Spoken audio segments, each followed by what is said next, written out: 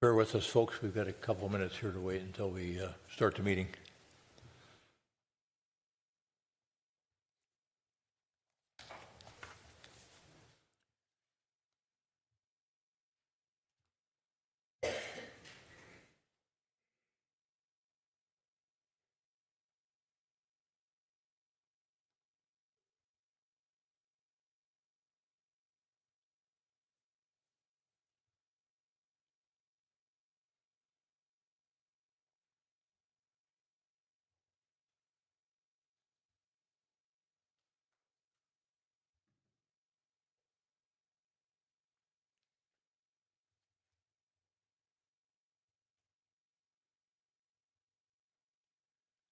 Okay, good. We've got a green light. We'll start the meeting. Well, good evening, everybody. It is Wednesday, November 6, 2024. This is the City Council meeting for the City of Edina. We are in City Hall Council Chambers. It is 7 p.m. on the dot. And as Director Benarod indicated to all of you in the audience and those listening in at home, we continue to do these meetings on a hybrid sort of basis. People are able to call in from home, either for community comment or when we have a public hearing, and we have one of those tonight involving cannabis that we've had on a moratorium for a year now since the state legislature authorized the sale of cannabis on a public basis as we tried to figure out what to do with an ordinance around cannabis. That's kind of the heart of the conversation in the public hearing matter this evening. So for those listening in from home, I'm going to have the folks in the back room put the call-in number on the screen. It's up on the screen now. You should get that number in mind and write it down, because the community comment portion of the agenda will come up fairly quickly. And then, as Director Benarod indicated, if you want to speak to the council, whether you're remote or live in chambers, you can come up and comment on a matter of concern to you that's not otherwise on the agenda this evening or scheduled for a future public hearing. Having provided that information, I'm going to call the meeting to order and ask our clerk, Sharon Ellison, to call the roll. Councilmember Agnew. Here. Councilmember Jackson. Here. Councilmember Pierce. Here. Councilmember Risser. Here. Mayor Heplin. Here. Next is the Pledge of Allegiance. I pledge Allegiance to the flag of the United States of America and to the republic for which it stands, one nation, under God, indivisible, with liberty and justice for all. Thanks, everybody. We have a form of meeting agenda in front of us this evening. It's been published to the council and published to our residents. Is there anyone on the council or staff that wishes to modify the agenda in any form or fashion? Hearing nothing, is there a move to approve the? Is there a motion to approve the meeting agenda as published? So moved. Second. Member Pierce moves. Member Jackson seconds the adoption of the meeting agenda for this Wednesday, November 6, 2024 is published. Any further discussion? All those in favor of adopting the meeting agenda for this November 6, 2024, say aye. Aye. Aye. Opposed? Carried. The meeting agenda is adopted. And now we are back at community comment. And so we'll visit with our neighbors and fellow residents in the audience first, if anybody wishes to come forward and comment. Just a reminder again, if it's on the agenda this evening, it's a little bit off limits for conversation or scheduled for a future public hearing. And you'll need a microphone for the use of that center table if you have an overhead or some illustration you want to use.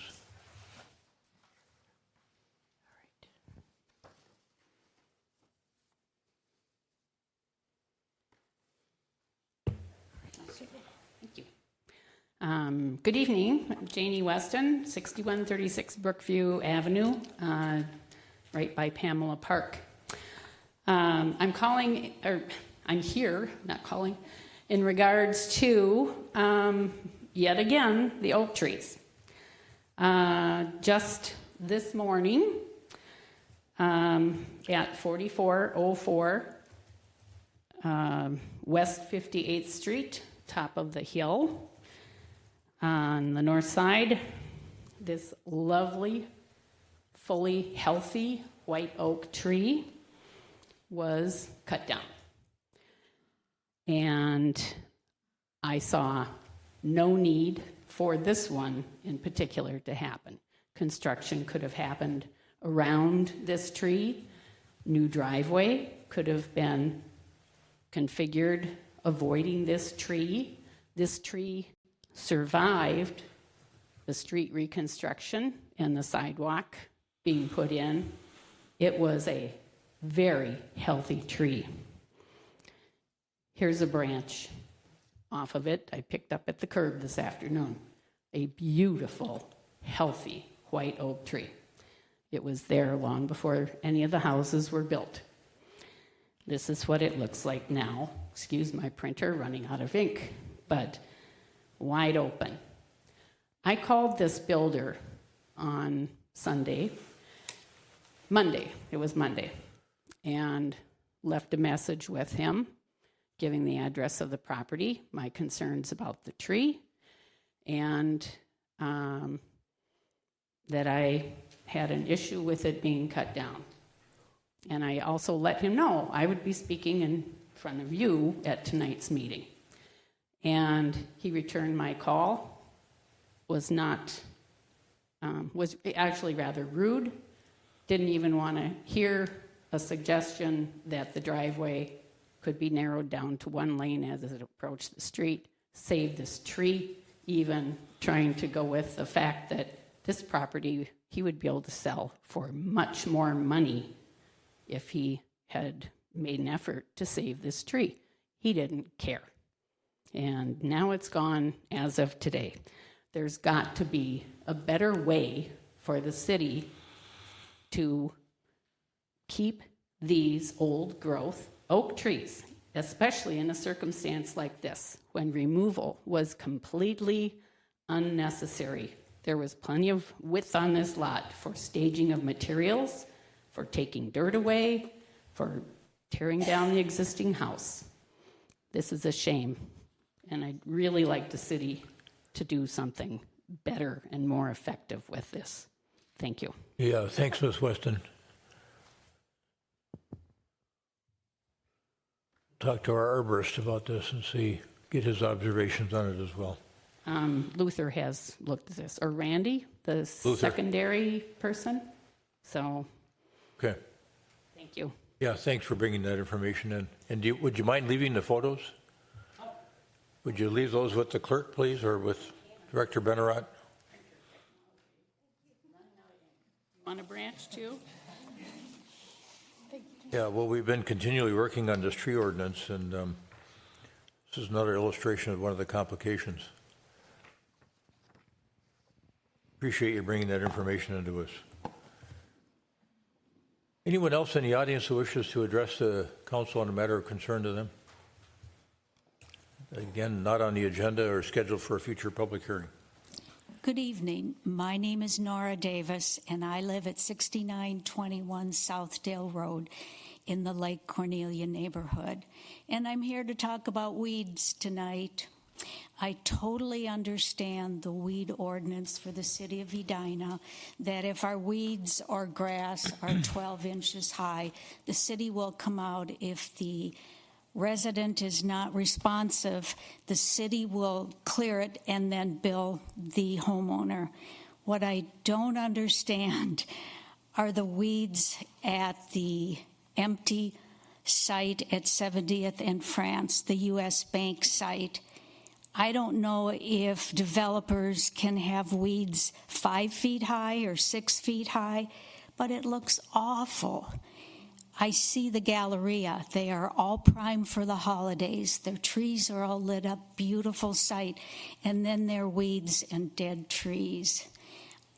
I can remember former council member Mary Brindle saying 70th was the gateway to Southdale. And it's an embarrassment. It really is. How many people we have on 70th, how many people on France Avenue, and they see that. But I think we need some rules about developers, too, that really needs to be taken care of. It kind of looks like, oh, are we going to have a homeless encampment there? It just doesn't look good. And I'm hoping the city is looking at some rules for other people other than homeowners. Thank you. All right, thank you for that. We'll take a We'll have staff take a look at that. Anyone else? Okay, do we have anybody online? No. For those of you that don't know Director Benarott, she's really disappointed there's nobody online. Anyway, all right, so as is our practice here, if we had concerns of residents at the prior community comment at the prior city council meeting, our city manager provides a follow-on dialogue with respect to some of the answers to the questions or issues that were raised. We do that almost immediately within a few days of a city council meeting on a Tuesday night. By Friday, usually there are answers posted up on our website with respect to particular issues that are raised or questions that are asked. But we'd like to follow up in the live venue as well with supplemental responses that respond to the concerns that were raised at the prior meeting. So I'm going to turn to Manager Neal now to ask him to address any matters of concern that were raised at the prior council meeting. Manager Neal. Thank you, Your Honor. We had a number of people that spoke at our last meeting, but really there was only one question that we could discern from that, and the question was, why wasn't a decision on a final site plan and site plan review and zoning ordinance amendment for 7200, 7250 France on the City Council's October 15th meeting agenda as communicated to the public? The answer is unusually simple. It was MEA weekend. The developer didn't have all of his plans together, but got them together kind of late in the game and decided to be out of town that week or weekend with his family. So asked if the planning division could push that to the next meeting, which is this evening. All right. That's it. All right. Thank you for that. Next matter on the agenda is, and then with respect to the issues that were raised tonight, I'm assuming that you'll check on the weed ordinance. That one I can talk to easily. Now, we don't have a different weed ordinance for commercial property. So no. we'll make sure that notification is posted with that owner and that issue is mitigated. Just so you know in the audience, by state law, the mayor is the chief weed inspector. So, but I get to delegate that authority. So if somebody knows what they're doing about weeds will go out and deal with that issue. And then the white oak tree, we'll take a look at that issue as well, relative to our ordinance. Okay, let's move on then to the next portion of the agenda, which is the consent agenda. Is there anyone on the council that wishes to remove an item from the consent agenda?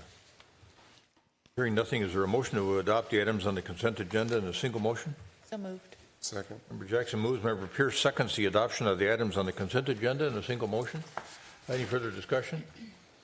All those in favor of adopting the items on the consent agenda in a single motion say aye. Aye. Aye. Opposed? Carried. Those items are adopted.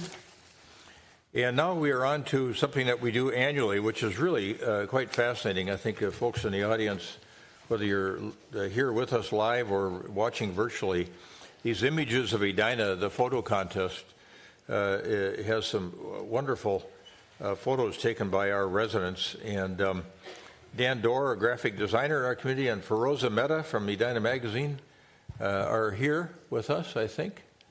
Both? Is Feroza here? Might just be me. Just you. All right. I had a note here that she was going to be here as well. All right. Well, good evening, Mayor Hovland and members of the City Council. My name is Dan Dorr, the graphic designer here at the city, and tonight I have the honor of presenting the winners of the 2024 Images of Edina competition.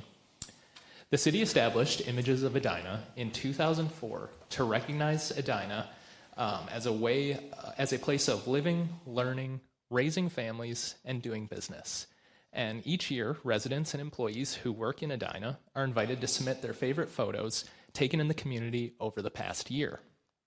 Images of Edina is co-sponsored by the city and Edina Magazine, and I'd like to thank Edina Magazine and Feroza Mehta for all their work managing this contest. This year, we had 113 submitted photos. A judging panel of communications professionals chose the winning photos in 5 categories. The photos were judged on a variety of elements, including composition, lighting, relevance to each category, and degree of difficulty. There was an online vote on Edina magazine for the Reader's Choice Award, and of the category winners, one photo was selected as the overall best in show, which will be revealed shortly. Now on to the winners. And to the winners attending in person, please step forward when your name is called so that we can photograph you accepting your award. For the activities and events category, our winner is Laura Heinmiller for Dream Big Dreams. Yes.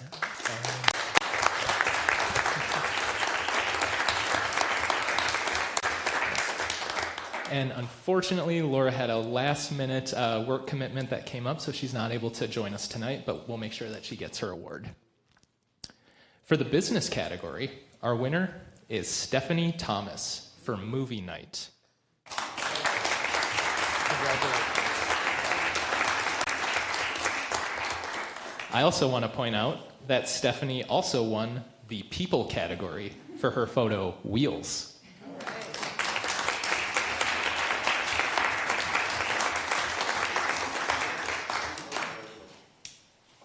All right, big smiles. And then for socials. Oh, yeah.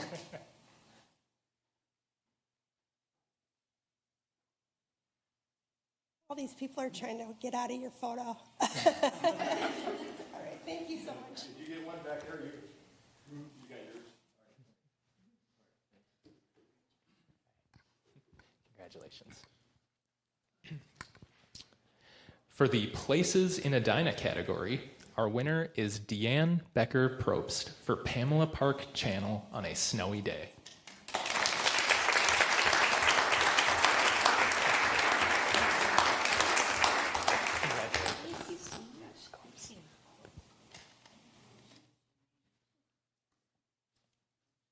Snuggle up. And one more.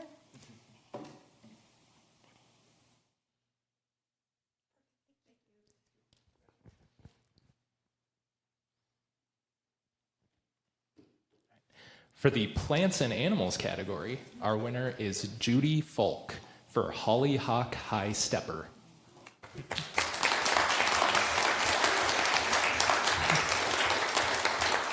And I believe Judy is not in attendance tonight, but we'll make sure she gets her award. All right, and now the Reader's Choice Award goes to Rebecca Peterson for Watchdogs. Oh yeah, absolutely. Congratulations. Do you want me to take one too? Yeah. Or just, I got you.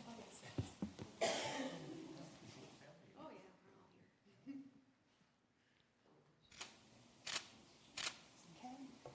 That was one phone. And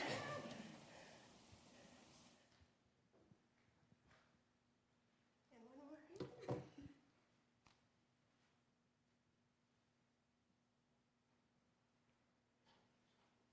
Very good.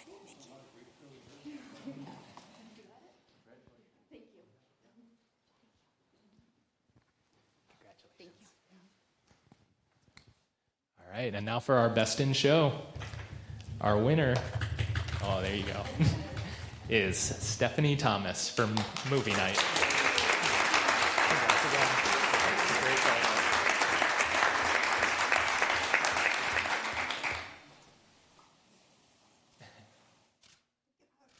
Dad is right now.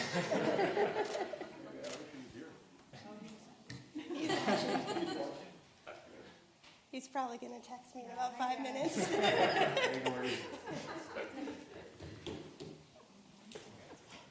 Congratulations.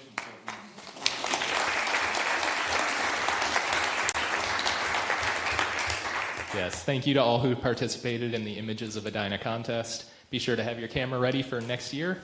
And winners, thank you for being here tonight. Congratulations on your wonderful photos. Yeah. Thank you, Dan.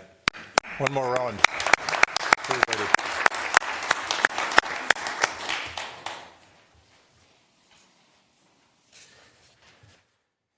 Stephanie's dad, who is watching, is a longtime resident and was doing angel flights, I think, until he was about 90, hauling, taking people to medical appointments by airplane.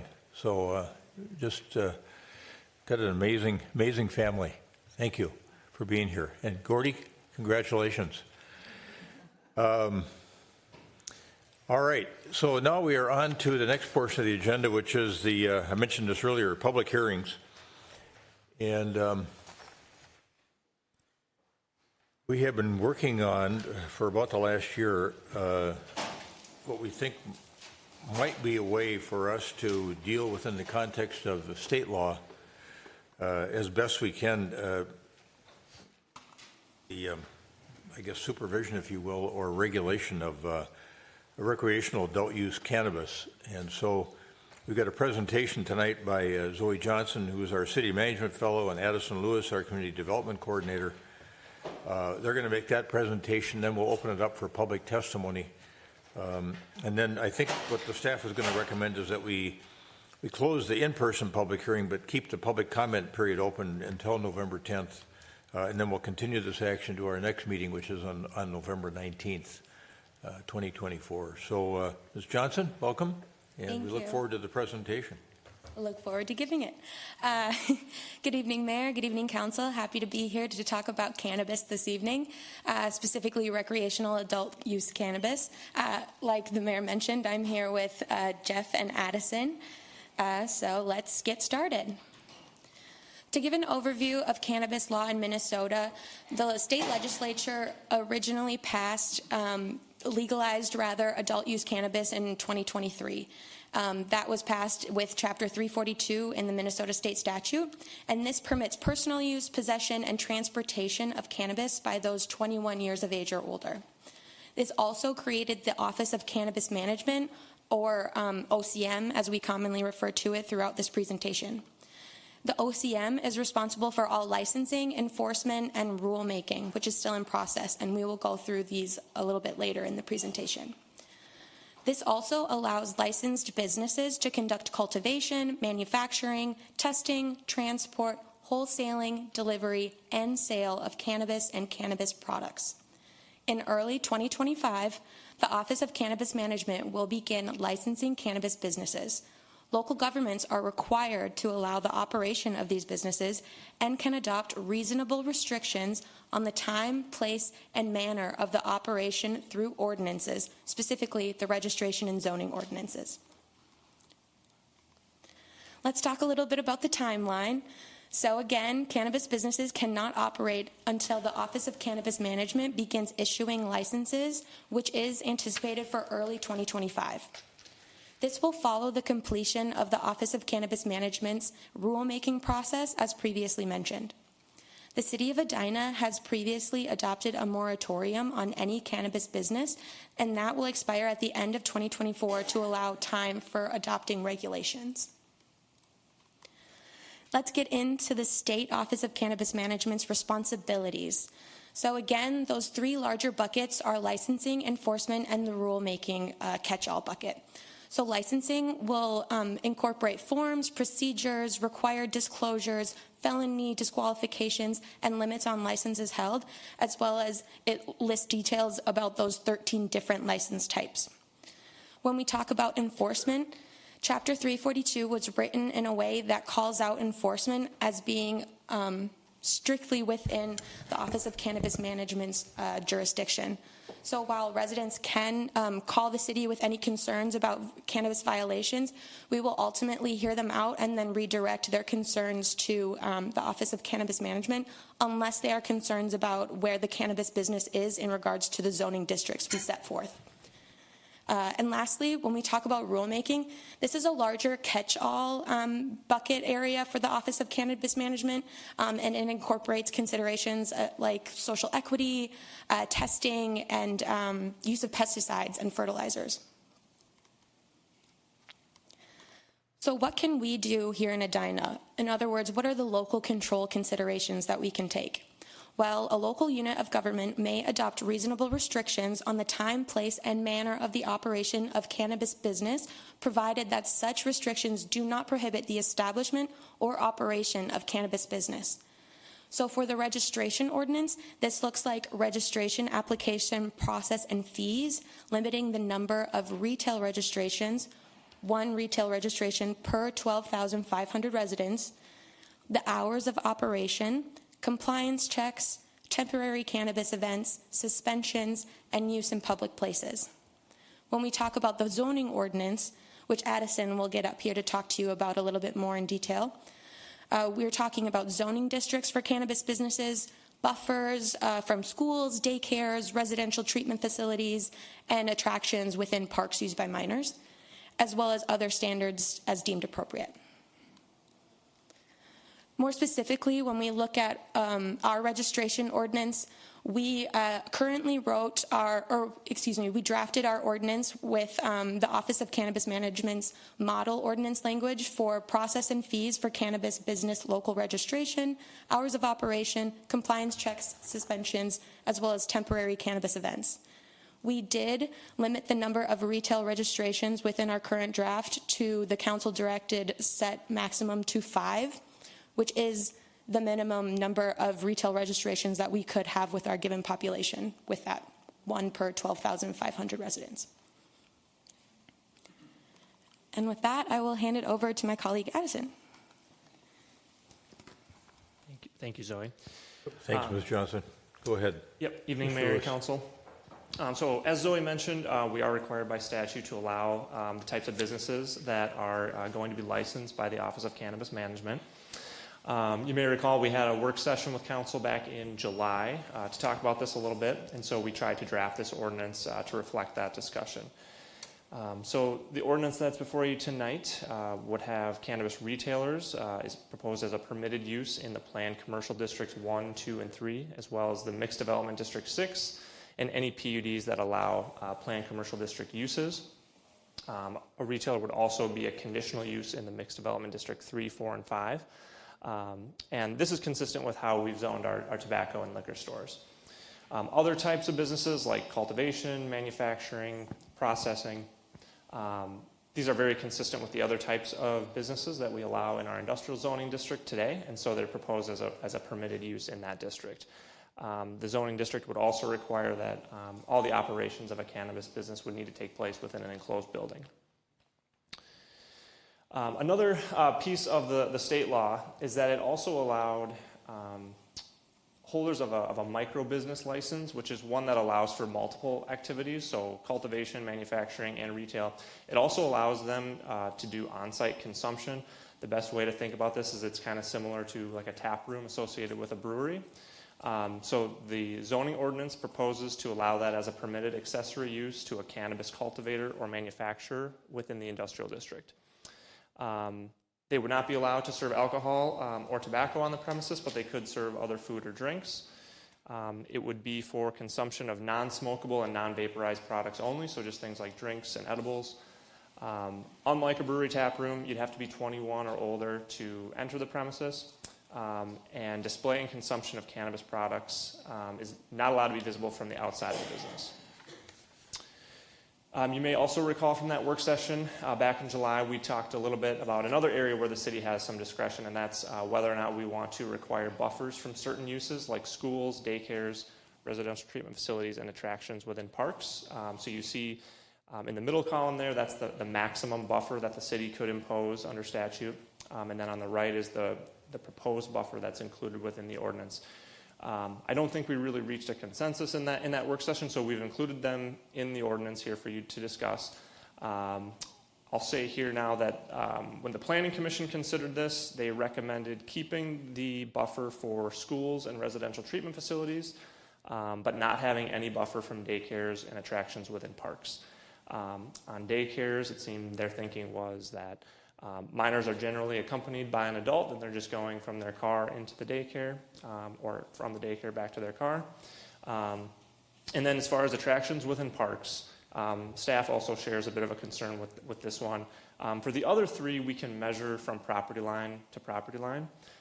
The way the law is written is it seems we would have to measure to the attraction within the park, not the property line of the park. And so that just raises some questions that could potentially be difficult to administer for certain types of things, like if you think of like a frisbee golf course or a ball field that doesn't have any real boundaries, it could be difficult to determine where to measure that to. And it would also put it on staff to determine what is and isn't an attraction in a park regularly used by minors. There's a little bit of subjectivity there. So we also share some concern with that one. The ordinance adds a definition for residential treatment facility. So this is intended to capture residential facilities for things like foster care, substance abuse, and mental health. Included in your packet are a couple of maps that show the areas where retail businesses and industrial businesses would be permitted.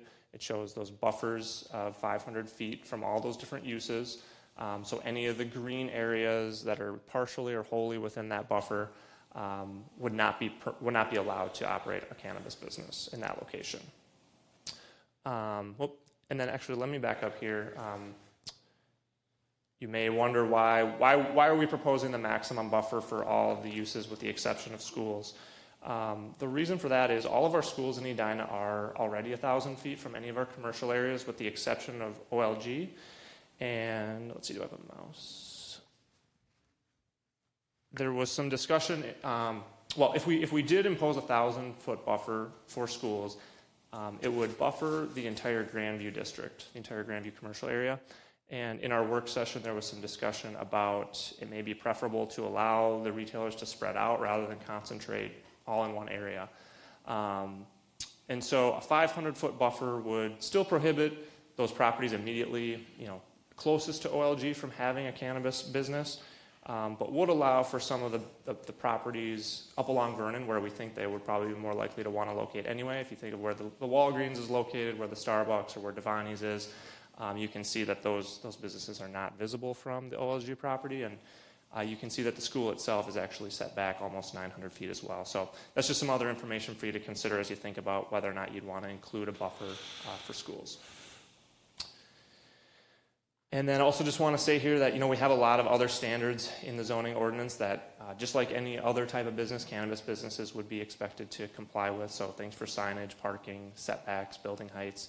We also have standards for things like noise, vibration, smoke, odor, glare, lighting, to really try to address a lot of nuisance issues. And these ordinances have really served us well so far to this point for other types of industries, and I think we feel good about them going forward for cannabis. And then the state also has attempted to try to address and mitigate many of those potential nuisance concerns. So they've also included a lot of regulations aimed at that. So a few I just wanted to point out here. Cannabis businesses must maintain and follow a security plan to deter and prevent theft. So that includes requirements, but not limited to maintaining video surveillance records, using specific locking mechanisms, establishing secure entries, a number of employees working at all times. They also must maintain a ventilation and filtration system sufficient to meet requirements for odor control established by OCM. And then retailers are also required to prevent the visibility of cannabis products to individuals outside of the retail location.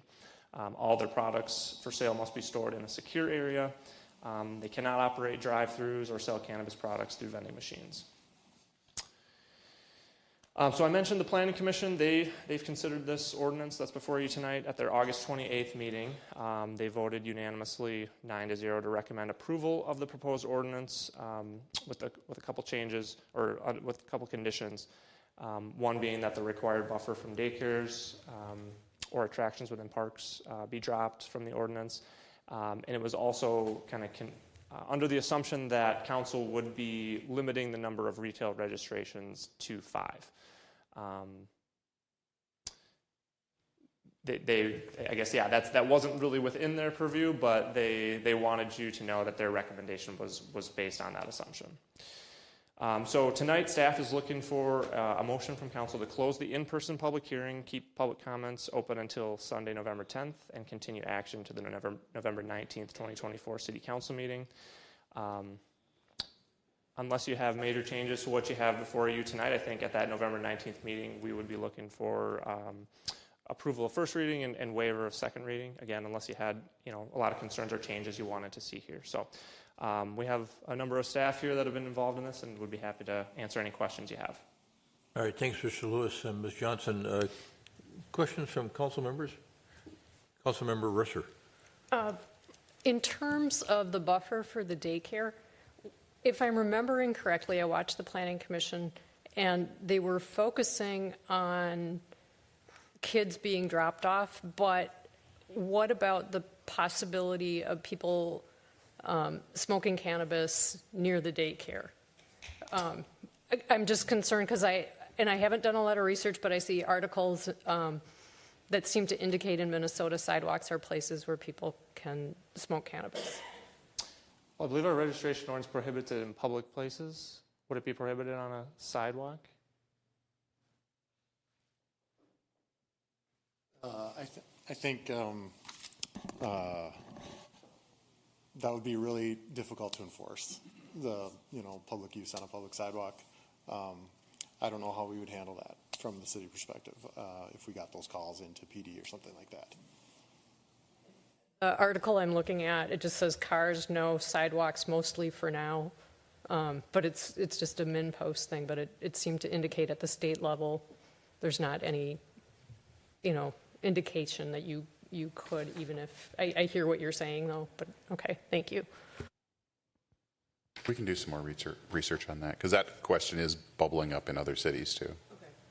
Yeah, the state law does prohibit, the business from, they're not supposed to let people, smoke products like in their parking lot or on their premises.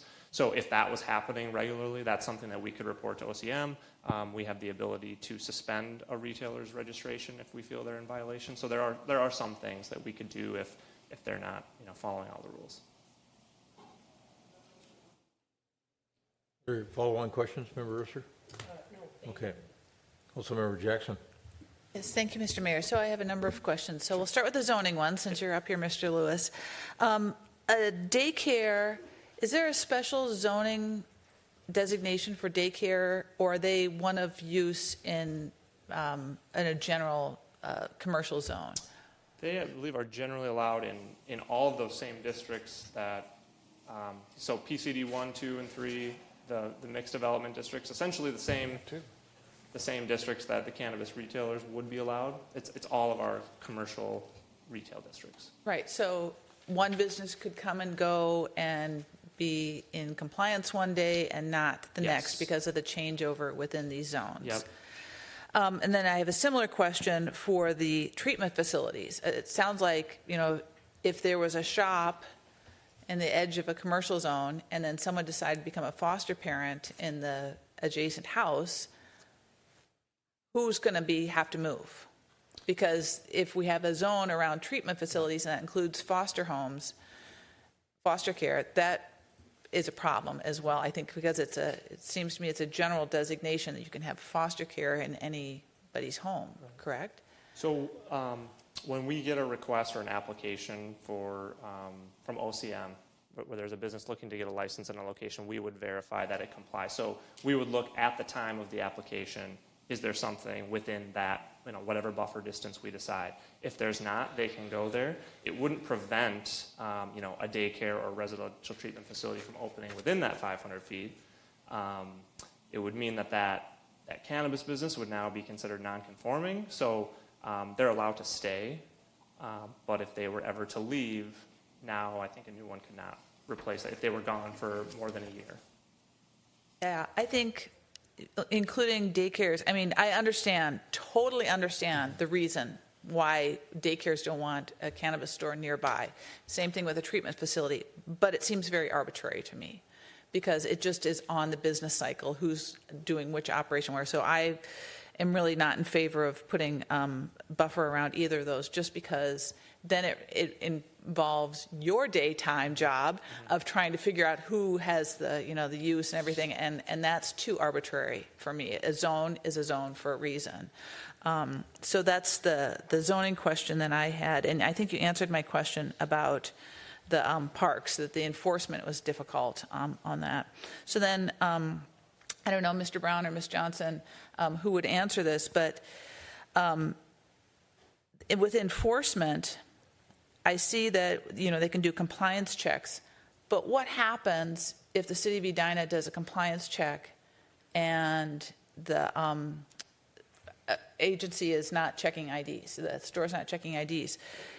can we shut them down immediately, or do we have to go to the state and wait for a couple months while they process our concerns? No, there's a series of, it's kind of like tobacco compliance checks or liquor compliance checks. There's a series of enforcement mechanisms and penalties, and then it can ultimately lead to revocation of the registration, but then we have to notify the state, and then there's kind of a, I don't know if you want to call it a grace period, but there's a period to make sure that we're doing it appropriately. The state would look at that. So it's laid out in the ordinance and in the state guidance. Okay, so we retain the authority to act if there are underage sales occurring. Yes, we are doing the compliance checks. We are tasked with that. The model language lays that out. It will be just like tobacco with PD doing compliance checks. Okay, terrific. And then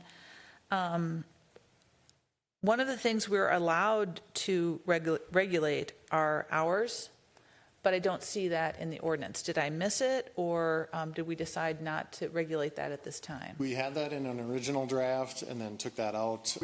There's set hours by the state, and then there's a limited amount of like squeezing the hours we can do on the front and back end, like an hour on each end, and it felt kind of arbitrary to do that. It wasn't a lot of change in the hourly operations, so we left that out just to default to the state rule. And how different is that from what the liquor store regulations are?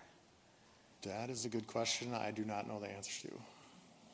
So if we can fashion it so that's the parallel with liquor stores, I would recommend that. And even if it's not, I think we should put the hours in our ordinance exactly as they're, if they're the same as the state, that's fine, but I still think we should have it in our own ordinance so that if someone wants to look it up, they're not going to go to the state and say, what are the hours? They're going to go, I want to figure out what's happening in Edina. They'll probably start here. So I'd like to have that in there. And I think those are my questions. Thank you. Thank you. Councilmember Pierce. Thanks, Mr. Mayor. I love every question you just asked, Member Jackson. So I had two questions, and they're really broad because I'm just trying to kind of set this up the way I think about it. What are we actually trying to protect against with the ordinance?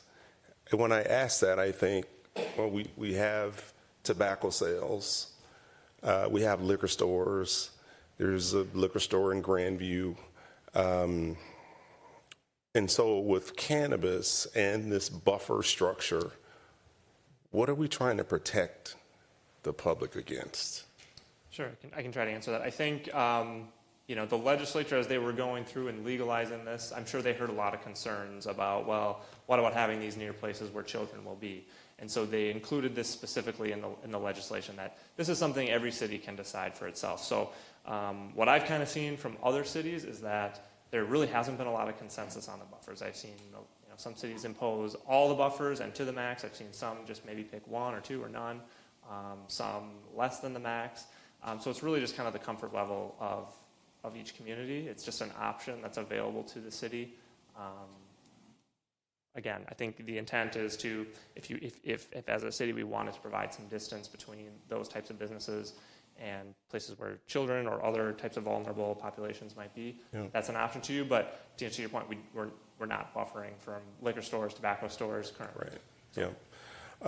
So thanks for that. The concern I would have, and this is a question, and it really is in alignment with what Member Jackson asked.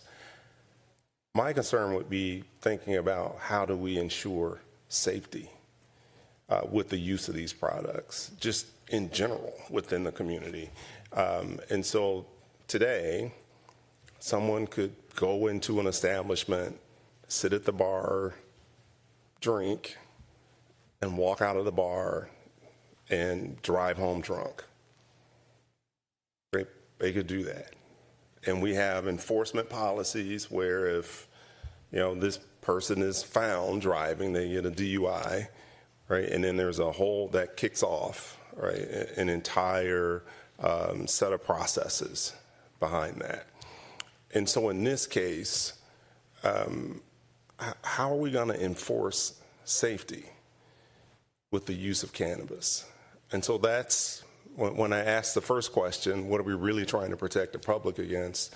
For me, I think we should be focused on safety. What things do we need to do to ensure that people are engaging in this activity in a safe way and they don't cause harm to the community? And I don't really think buffers do that. And so if we go through and we may have valid reasons for adjusting buffers and having buffers, right? That's okay. But I haven't seen or heard anything that says, well, here are the things we're going to do to ensure that the public is safe with regard to cannabis. So I don't know if that's a question or a statement, but maybe can you talk about the conversations you've had about safety concerns and ideas around ensuring that the community stays safe? Yeah, maybe you have some thoughts too. I can start by just saying I know that there's a lot of regulations in the state law around how these products need to be packaged, how they need to be labeled, how they verify, age compliance, how they can be transported, making sure everything's secure. It's very thoroughly regulated that way. Yep. Once it gets into the hands of people, they take it home, or like you said, if someone's consuming on site and they decide to drive, maybe I'll let you speak to that, and Sure. maybe police as well. I think driving under the influence, that's more Aaron's department there as far as like what's going to happen in a traffic stop and that kind of thing. Have we thought about that? Do we know what we're going to do? Is it the same as alcohol or any other substance? The general answer is yes. The challenge is right now in the moment is, and it's not even so much in detection, but in testing and whatnot. We're still kind of watching the development of effective testing that would be similar to the practicality of testing like an intoxicated driver. Seeing some development and promising stuff, but marijuana is a little bit harder to quantify with like field testing or even blood or urine type testing that is commonly used. So that's one of the challenges there. But as far as enforcement goes, the behaviors that would cause you to get stopped, the evaluation of a driver to determine if they were under the influence would be similar to other non-alcohol drugs. So those things are in place. As a department, we have drug recognition experts that are trained in those types of evaluations. The catch is a evidentiary test that is going to be accepted as practical for determining definitive intoxication. So, but we'll definitely be working on it, and our officers make good cases on other abstract sorts of things, but it's definitely a concern. Thank you. To the other part that I was going to get to, as far as like prevention of misuse, abuse, that type of thing. One thing that we will receive, because we are a community health board as a city, it's kind of unique for us. We will be receiving a cannabis and substance use prevention grant from the Minnesota Department of Health. We just got notified of the amounts and things this week. Bloomington and Richfield will be getting that as well. So that would be more along the lines of like, you're going to use this for the first time. How do you do this in a safe way? How do we do education, that type of thing? So there are funds being pushed out by MDH for that, but it's like just happening right now. Okay. You had something else? So I think it really is important, regardless of what we do with this ordinance, that we're focusing on the right balance. And I personally think the current conversation just around the buffers, and even at some of the state, some of those conversations can give us a false sense of security and control around this. And so I definitely want to make sure that regardless of where we are at this stage in the process, that we're continuing these conversations around how do we keep users of these products safe, keep the community safe, because I think that is really paramount on my mind. And then the last question I have, and I think the way Member Jackson worded the processes around how we manage alcohol compliance. I assume that really is that the same process or very similar process? It'll be very similar. And so the question I have is adding this to the regulatory process management, what's the cost to the city to add that? Or is it the same? I think I anticipate it to be pretty minimal. Like, for example, we have 18 tobacco license facilities right now. So annual compliance checks, that's 18 compliance checks. The most this will add is 5. So it'll be a very similar process to that.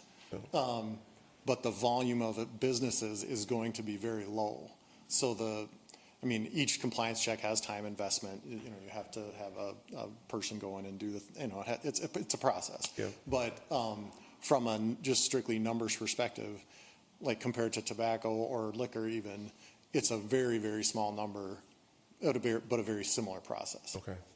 And if I'm correct, the decision on the buffers, that actually has nothing to do in terms of costs, I assume. I see we would set that, this is in the ordinance, these are the buffers, and so if someone applied, we would just validate whether or not they were Yep, in the zone or OCN not. will reach Yeah. out to make sure that the site complies with our zoning, so planning Yeah. staff would do a quick check to make sure it meets those buffers. Okay, thank you. Member Agnew. Thank you, Mr. Mayor. Thank you for the presentation. I think that my colleagues have asked a lot of the questions that I had, and I really appreciate the way, Councilmember Pierce, you were thinking about it, because that kind of echoes how I was considering this, especially when we're asked to kind of evaluate specific numbers, whether it's 500 feet or 1,000 feet. Those to me don't really mean much. And so I always look at, okay, well, what are we doing from a liquor store perspective? And question in here, we don't have buffers. That's what I think I heard you say, correct? Correct. Thank you. And so I look for what is similar. How do I kind of quantify what does 500 mean to me? And I think based off of this conversation, I don't know that whether it's 500 or 250, hearing, what other cities are sometimes increasing or decreasing those numbers, I don't know that it's going to drive us towards more safety. And so that's really what I just want us to consider and potentially challenge as we're thinking about this. And then additionally, I always look to have uniformity. And so I don't want to add in necessarily buffers for cannabis if we don't have buffers for other things. And so I know we're going to open up the public hearing and continue thinking about this for a couple of weeks, but that right now is kind of where my mind is landing, is I don't see the value in it when there are so many other things that we're doing from a safety perspective, so many other things that we're governing from the state level. And if the state then determines that, yes, these buffers or, whatever is the right thing, then maybe that would change my mind, but then I wouldn't expect them to leave it up to every individual city to set that. Risser, something Member Jackson said caused Member Risser to want to inquire further, comment further. One thing, and actually I was influenced by what Member Pierce said as well, but there are states that require warning labels on cannabis products, and maybe we want to look into that and put it on our legislative agenda. Alaska has a pretty strong statement noting that it has intoxicating effects and may be habit-forming and addictive, can impair concentration, coordination, and judgment, and then do not operate a vehicle. We can check to see if that's already occurring. I think it might be. I believe that it is. We could look into the exact requirements that's and in the- language and come back to you with that at the next meeting. Okay. Yeah, thanks. Go ahead, Member Jackson, go ahead. So regarding the reason to have buffers, and looking at the map, it doesn't really affect Edina, but I think the idea is that there's not a cannabis store next door to a school, so that every kid who walks to school has to walk by the cannabis store, or if they're waiting in line, if there's a field trip or something, they're standing there looking in the window and saying, "Oh, what is this?" and everything. So just to kind of put a little bit of a buffer between impressionable children and the sale of this. And so again, thinking about our map, it doesn't really affect, unless for some reason at the Grandview site, we make that commercial, there could be right across the street from OLG, a cannabis store. And so just so that every kid walking to school doesn't have to walk by an intoxicating business of intoxicating elements. And so we might want to add something for liquor stores. Because we have municipal liquor, we have total control over that. We can put them wherever we want, and we can put them as far away from schools as we possibly can. So that's a protection that we already have.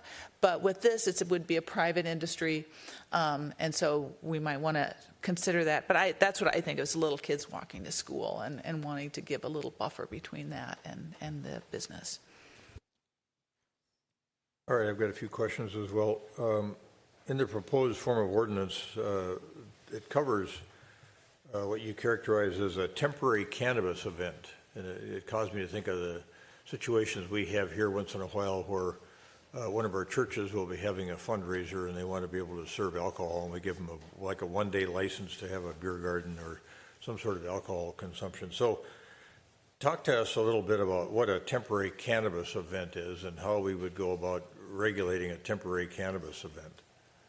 I think that is one part of the model language. This is straight from the model language.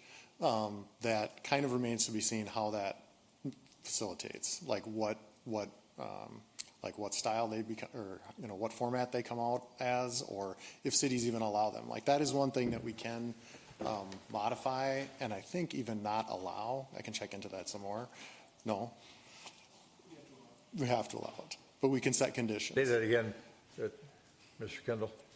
Mayor, the state statute requires cities to allow temporary cannabis events, although I honestly don't know what a temporary cannabis event actually is. But the cities can set conditions and regulations on those temporary cannabis events. I think location is one of those conditions that we can set.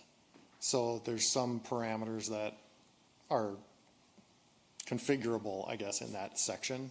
But I think it's kind of an unknown at this point what shape those events will take. This is a hypothetical example. The 50th in France Association has the art fair, and somebody comes along and says, "Oh, we want to put up a tent in the parking lot behind there and have a temporary cannabis event every day during the art fair." What do we do about that? Do we have to grant them that permission, or is it something we can, based on what you just said, how do we go about regulating something like that? Now you're in tight quarters with all kinds of people and outside, odors floating, sales occurring. What? Yeah, so Mayor, I guess I should preface this by saying, the OCM is supposed to be developing additional regulations on all these issues, and I don't think all of those are fully developed yet. But the statute says that the temporary cannabis events may last no more than 4 days. To be approved for a temporary cannabis license, the applicants must obtain any necessary permits or licenses by the local government. Cities may not prohibit those cannabis events, but they may set standards which the organizer must meet. So those are some of the allowable city controls, and I think the OCM is supposed to be developing additional information on this. Yeah, it feels pretty thin in terms of control. Yeah. Okay, well, we'll kind of park that one for the time being. Mayor, I guess I should just... OCM comes up with some better guidance on something like that. Yeah, I should say one more thing, which is cities are not required to permit on-site consumption for those temporary cannabis events. So I guess that would mean it would be a sales event and not a consumption event. Mr. Mayor, I'll also add to that is a license type that the state will regulate. So someone would have to go to the state and get permission to have this temporary. They'd have to go through those standards in order to be able to have a temporary license type that they would then come to us with already having a license from the state to do that type of sale. And what is there any pre-notification requirement at the state level, state statute level, to have OCM notify us that an application's been made for Yeah. a cannabis event? We would still be able to have some regulations regarding how they would go about doing a temporary one in the city, but the actual process of getting licensed, someone would need to go to the state, get a license. It couldn't just be your church deciding one day that you want to have a cannabis temporary event. You'd have to go through a process in order to be able to do that sale. Okay, I'll get off the temporary cannabis event issue for a bit. I mean, the other thing I want to understand a little bit better is on-site versus off-site consumption. I mean, there's some inferences in the proposed form of ordinance that there could be on-site consumption. So we have to allow one of these cannabis stores for every 12,500 population. So what does that put us at? Planning Commission recommended 5 facilities. We're going to allow them in any business district that we have. And then how do you go about determining whether those facilities can have consumption on-site or just consumption, buy it and then leave with it? So it's like on-sale and off-sale liquor. What are the parallels there? I can speak to that a little bit. So the on-site consumption, so that is only allowed for a micro business license holder, which a micro business license from the state allows them to engage in multiple activities. So cultivation, manufacturing, retail, and then the on-site consumption. So our ordinance it won't allow like a retail store to locate in the industrial district. That's where the manufacturing and cultivation businesses would have to go. The on-site consumption has to be accessory to a cultivation or manufacturing business. So that would only be in the industrial district. It's not something that all of our retail stores and all of our neighborhood commercial districts, they would not be able to do that. They would not be allowed to have the on-site consumption. All right, so it'd be somewhat akin to, I'm going to use Wooden Hill Brewing as an example. Exactly. They're out in the commercial industrial district. It's a microbrewery. Yep. They've got all the appropriate licensure. Somebody could come and say they wanted to do the same thing with respect to cannabis. Correct, yep. They want to do their cultivation inside a warehouse, and adjacent to the warehouse, they got a space where they can engage in a retail on-site consumption of cannabis. Yep, exactly. We have to allow that. We do. Mr. Mayor, we have to allow the 5 number is a minimum, right? We could have more if you wanted to have more, but the 5 has been determined by population and the ratio of population to stores.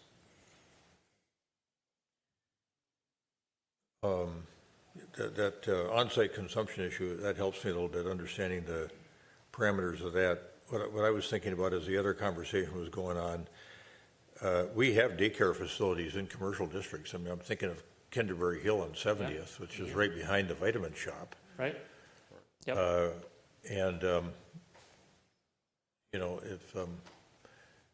If it's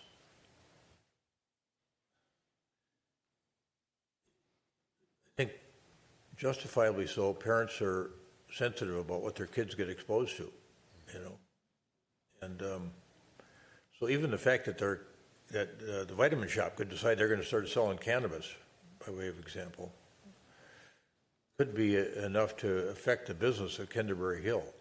So I'm concerned about this separation. I mean, I think Member Agnew made a good point.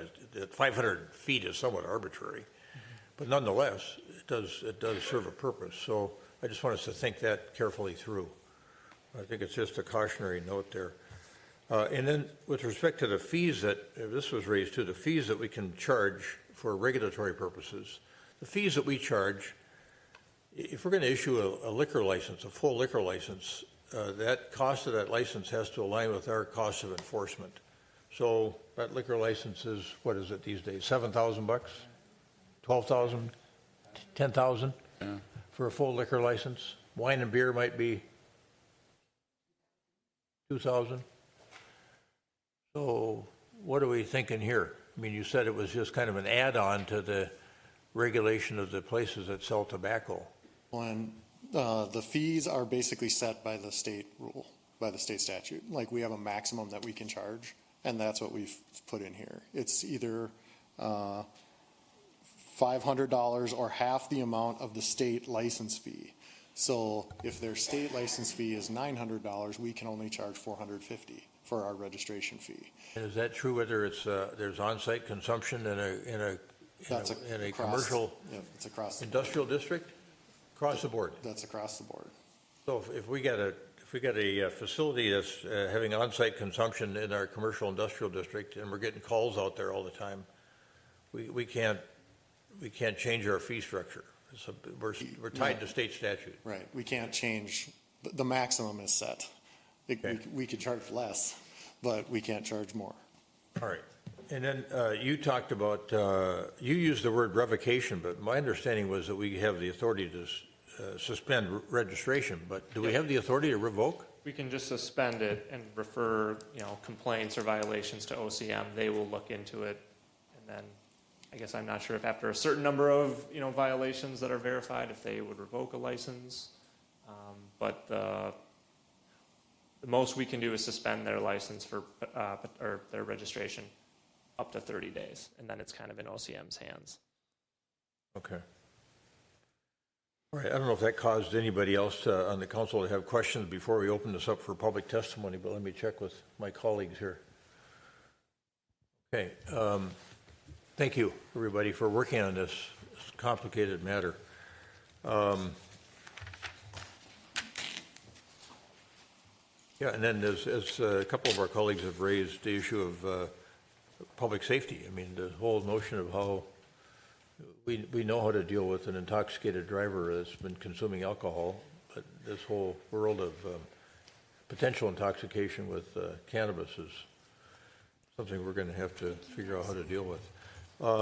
So this is a public hearing matter, and I'm now going to open this up for public testimony. Anybody in the audience that wishes to testify, and then we'll check with people online too to see if there's anyone who wishes to address the council on this matter. And as I mentioned, we'll probably close the public hearing for public testimony in person tonight, but we'll leave it open for further supplemental written testimony through through Sunday, and then take it up on the 19th of November. Yes, Ms. Weston. Hello, Janie Weston, 6136 Brookview. This is a really interesting discussion. And I'm jotting notes because I'm thinking, well, what about this? What about that? Let's see. Okay, in what we just saw, there's schools, there's daycares. Are they more clearly defined than what we were just seeing? What is a school? And what is a daycare? Where does a preschool fit in there? A Montessori school that goes up through, say, third grade? Where these need to be really clearly defined. I'm assuming, but I don't know if a school means up through 12th grade. Could it be like Hamlin University? They rent space in an office building on France Avenue, south end of France Avenue. Technically, that makes it a school? I don't know. Or a private school that wants to, well, anyways, I'd like to see really clearly defined terminology there for those. All right, very good. Okay, so if you have a pre-existing, permitted cannabis shop, and a church that's close by decides there's a great need for preschool to be offered in our neighborhood, our community, and they want to have the preschool that's within the buffer zone. You had some discussion about this, but which comes first, the chicken or the egg, is kind of the question. How, I'd like to see that more clearly defined. How is something like that handled? Another thing, from what I've read, seen in the news, and what I just heard discussed here, it sounds like testing someone for how much under the influence they are is still medically and tech-wise being figured out. Frankly, I'd like to see that worked out better before anywhere in the state can have cannabis shops. That's just my opinion. And also, if the city with our population number can have 5 cannabis shops, do they have to be privately owned, or could the city, as we have 3 municipal liquor stores, can the city operate, say, 3 shops? Weston, I need to have you wrap up your comments because you're over the 3-minute mark. That was my last one. But can municipal shops be done? And if you have more thoughts, send them in, please. Okay. All right. Okay. Thank you. Okay. Hi. Good evening. Good evening, Mayor and Council. I'm Chrissy Summerstad. I know I've been emailing with most of you. I've had the chance to speak with some of you in person. This is a new topic to me, but something that I think will be really... Can we get your address, please? Oh, 7204 Gloucester Drive. Thank you. Relates to what I have been emailing you about, which is the issues with daycares and city accountability when we do approve things and fund things. So in addition to the safety conversation that I think we've had here, my question is, what is the accountability when, if we approve this without buffers and it goes into, say, the vitamin shop next to a Kinderberry, and now they are sharing a property, what does that look like when these materials are discarded, dropped, and daycares are now forced to do sweeps for paraphernalia and that sort of stuff? I totally understand districts are districts, and there's a reason daycares are in business districts. But business districts are larger than 500 feet. We're talking about roughly a football field.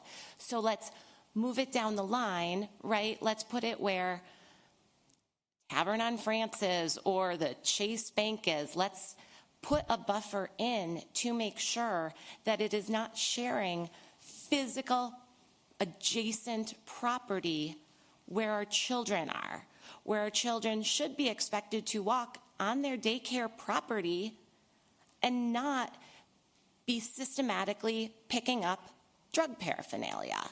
That seems reasonable to me. Sure, 1 storefront down, 2 storefront downs, go off private businesses, great, let's do that. But I do think it's reasonable to have buffers in when the city's only answer after they go in is government overreach, private business, we have no accountability. So that's what I'm asking. Let's put the regulations in. Obviously, the managing body has recommended daycares as a buffer consideration because it's a reasonable buffer consideration. And the best way to do that is on the upfront. Thank you, Ms. Somerset. Appreciate the thoughts. Anyone else in the audience wish to address this issue?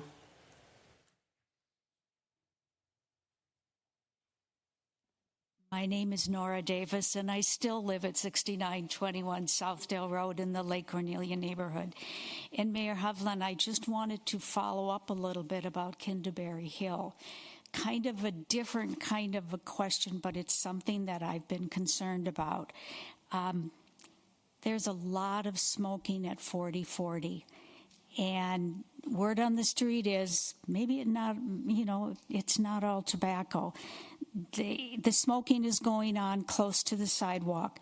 Kinderberry Hill for years has been using that sidewalk to take kids in these massive strollers for walks. And I've often thought, maybe they don't do that anymore. But that, to me, is kind of a frightening situation, and that would be even if the vitamin shop isn't selling it, if it's going on the property and the kids are going past and inhaling it and being exposed. I think that's a true buffer issue and a concern. Yeah, Thank thanks you. for that. And we are working on that issue. Anyone else? Okay, anybody online? No. All right. Did this cause anybody on the council to have any further questions or comments at this point in time? Okay. So the recommendation from staff is that we close the in-person public hearing, keep the public comment period open until Sunday, November 10th, end of the day, and continue action to the November 19, 2024 City Council meeting. Is there a motion to that effect? So moved. Member Jackson moves. Member Pierce seconds the adoption of the motion to close the in-person public hearing now, keep the public comment period open until Sunday, November 10th, and continue the action to the November 19, 2024 City Council meeting. Any further discussion with regard to the motion as stated? All those in favor of adoption of the motion as stated say aye. Aye. Opposed? Carried. We will continue this matter to November 19th and be open for further written comment through the 10th of November. All right, that completes the public hearing portion of the agenda. We are now going to go to reports and recommendations, and the first matter we have there is something that we deal with usually every 2 weeks, and that's a resolution accepting donations on behalf of the City of Edina. We've got several to deal with this particular reporting period. When somebody wants to give a gift to the City of Edina, state law requires that we accept those donations with a supermajority of the council approving it. And so we've got Resolution 2024-93, accepting donations on behalf of the City of Edina. Is there a motion to adopt Resolution 2024-93? So moved. A second. Member Jackson moves. Member Agnew seconds the adoption of Resolution 2024-93, accepting donations on behalf of the City of Edina. Any further discussion? All those in favor of adopting Resolution 2024-93 say aye. Aye. Aye. Opposed? Carried. Resolution 2024-93 is adopted. And in this reporting period, the police department has received a wonderful gift from one of our longtime residents, grew up here, Elaine Pacey-Irk. I don't know if anybody knows Pacey. She's on the Crime Fund Board and was real active as a teacher in our community and worked from the time she was a kid at Braemar Golf Course, donated that beautiful clock that's out at Braemar Golf Course, and now she has donated $14,000 to purchase a new Edina canine service dog. So thank you, Pacey-Irk. And then Centennial Lakes Park has received some very nice gifts. Kay Zaccaro, a memorial bench, $3,200, and then the Edina Chamber of Commerce has contributed to the City of Edina $12,695.44 for the city's share of the Edina Fall into the Arts Festival revenue. And the Edina Arts Center also received from the Chamber $6,347.72 for their share of income off the Edina Fall into the Arts Festival. So thank you for all those generous gifts to the city. And we will now move on to the next portion of the agenda, which is in that same section of reports and recommendations. And this is a matter that we took up a few weeks ago. It is the potential issuance of a conditional use permit with variances for a new home at 4208 Philbrook Lane. And Chris Ocker, our assistant city planner, has this matter, and we've got some other folks here as well that can answer questions if necessary, including the homeowners and their architect. Thank you. Mayor, members of the City Council, the requested action is approval and adoption of resolution number 2024-86 for a conditional use permit with variances for a new home at 4208 Philbrook Lane. The Planning Commission reviewed the request on September 25th, and both the city staff and the Planning Commission recommends approval. A presentation was made to the City Council, and the Council reviewed the request. on October 15th with a public hearing held. Comment was held open on Better Together Edina until Sunday, October 27th. I think the most recent post on Better Together was 27 days ago. Heather Manham, the applicant's architect, and property owners Courtney Kelly and Michael Bush are present. And with that, I will end the reintroduction of the requested action for resolution adoption. All right, very good. Any questions for Ms. Zocker? Do the homeowners or the architect want to add anything to the conversation at this point in time, or just stand by for questions? I know we've been through this conversation before and talked about you, Mr. Bush, living in your father's home, and it's time to just do something with that older home and build a new one there. So for council members, were there any questions for anybody? Yes, Council Member Jackson. I just wanted to make a comment that I thought this was a really innovative and wonderful story, and I was really pleased to see the thoughtfulness that you're putting into investing in our town. So I really appreciate your story and the work that you're doing on this. All right, Member Jackson, would you care to move the matter? I will move the matter. All right, so Member Jackson moves. Oh, and we got a second.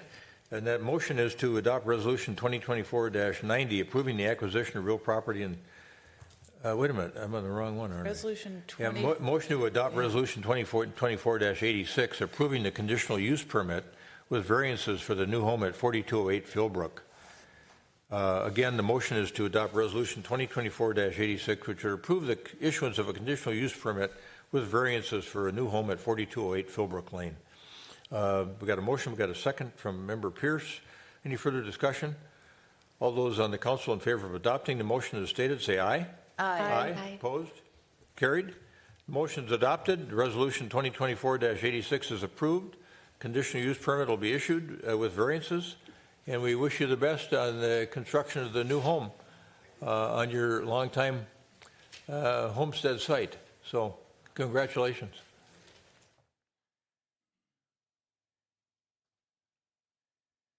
And next we have I think it's been an interesting matter that we've worked on for probably a year and a half.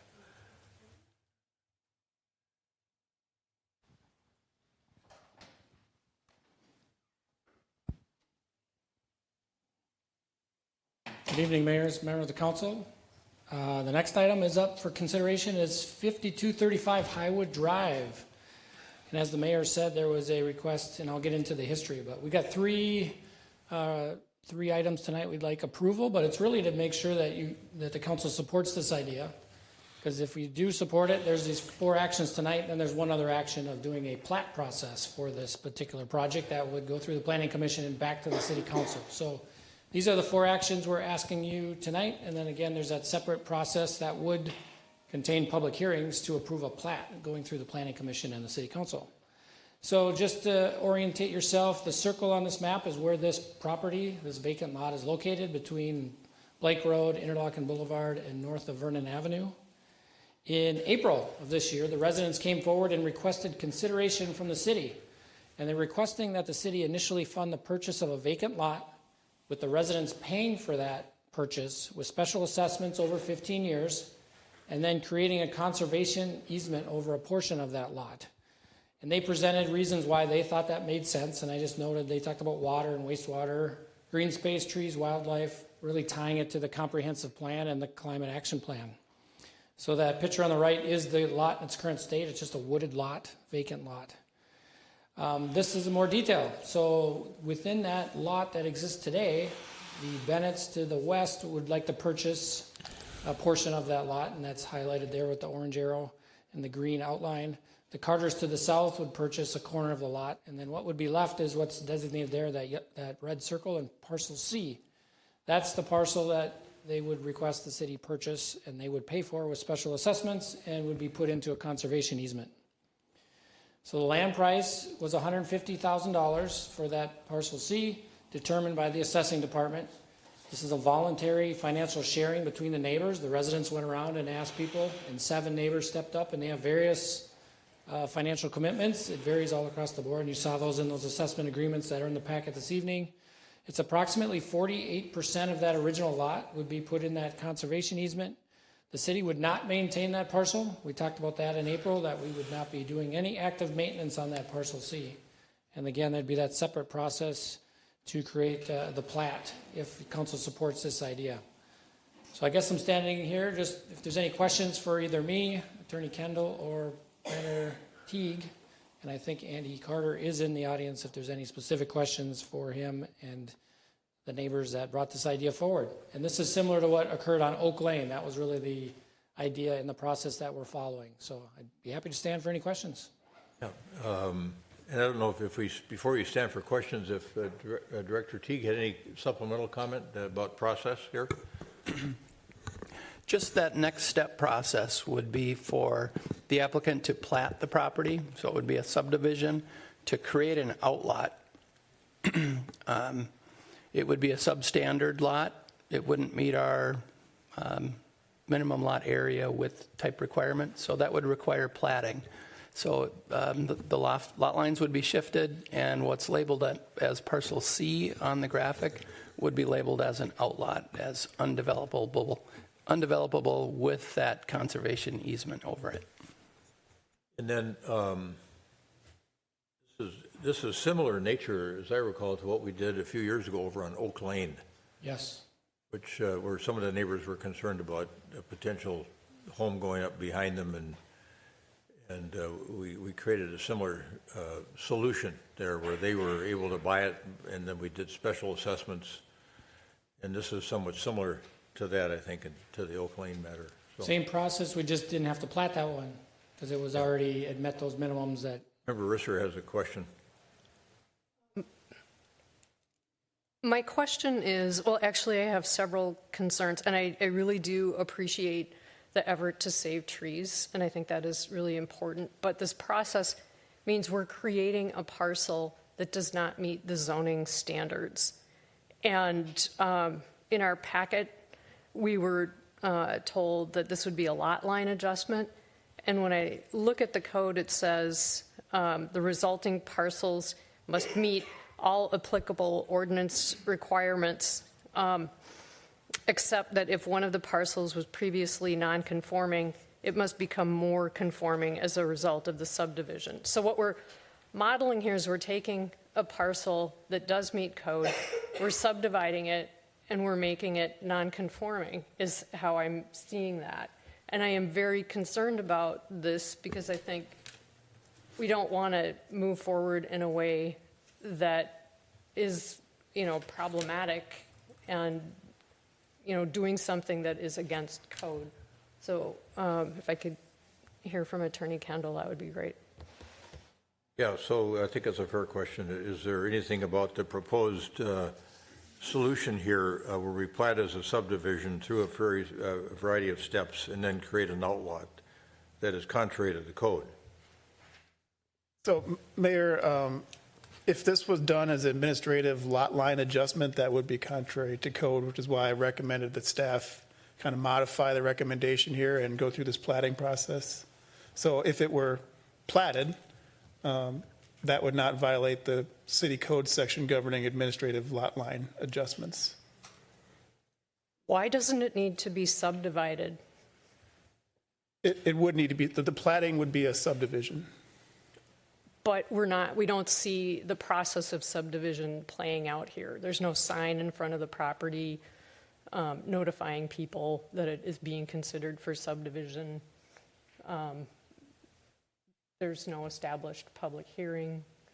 So that would all have to come later. It seems like we're putting the cart before the horse. I think, I won't speak for the applicants. I think the issue is they would, if the council indicated it was not willing to go forward with this, then they would not apply to subdivide it in this way. The other issue I have is I have done a little digging into, processes for creating these, natural areas, and the city would not need to own it. We could do what Shakopee does, where the land stays within the owner owns it, but the city has an easement over it, a conservation easement to protect the trees. And then if that was the process we took, we wouldn't need to spend $150,000 purchasing the land. And I'm getting a little concerned. I mean, I'm looking at our 13% plus property tax increase, and also thinking that usually with conservation easements, the benefit is that the property owner will get a tax reduction on the land, but it's not necessarily the case that a municipality is going to actually purchase it outright. And so there's the expenditure of buying it. There's also potential costs down the road because we would be the owners of it. And so I have not seen any figures telling me what those expenses might be.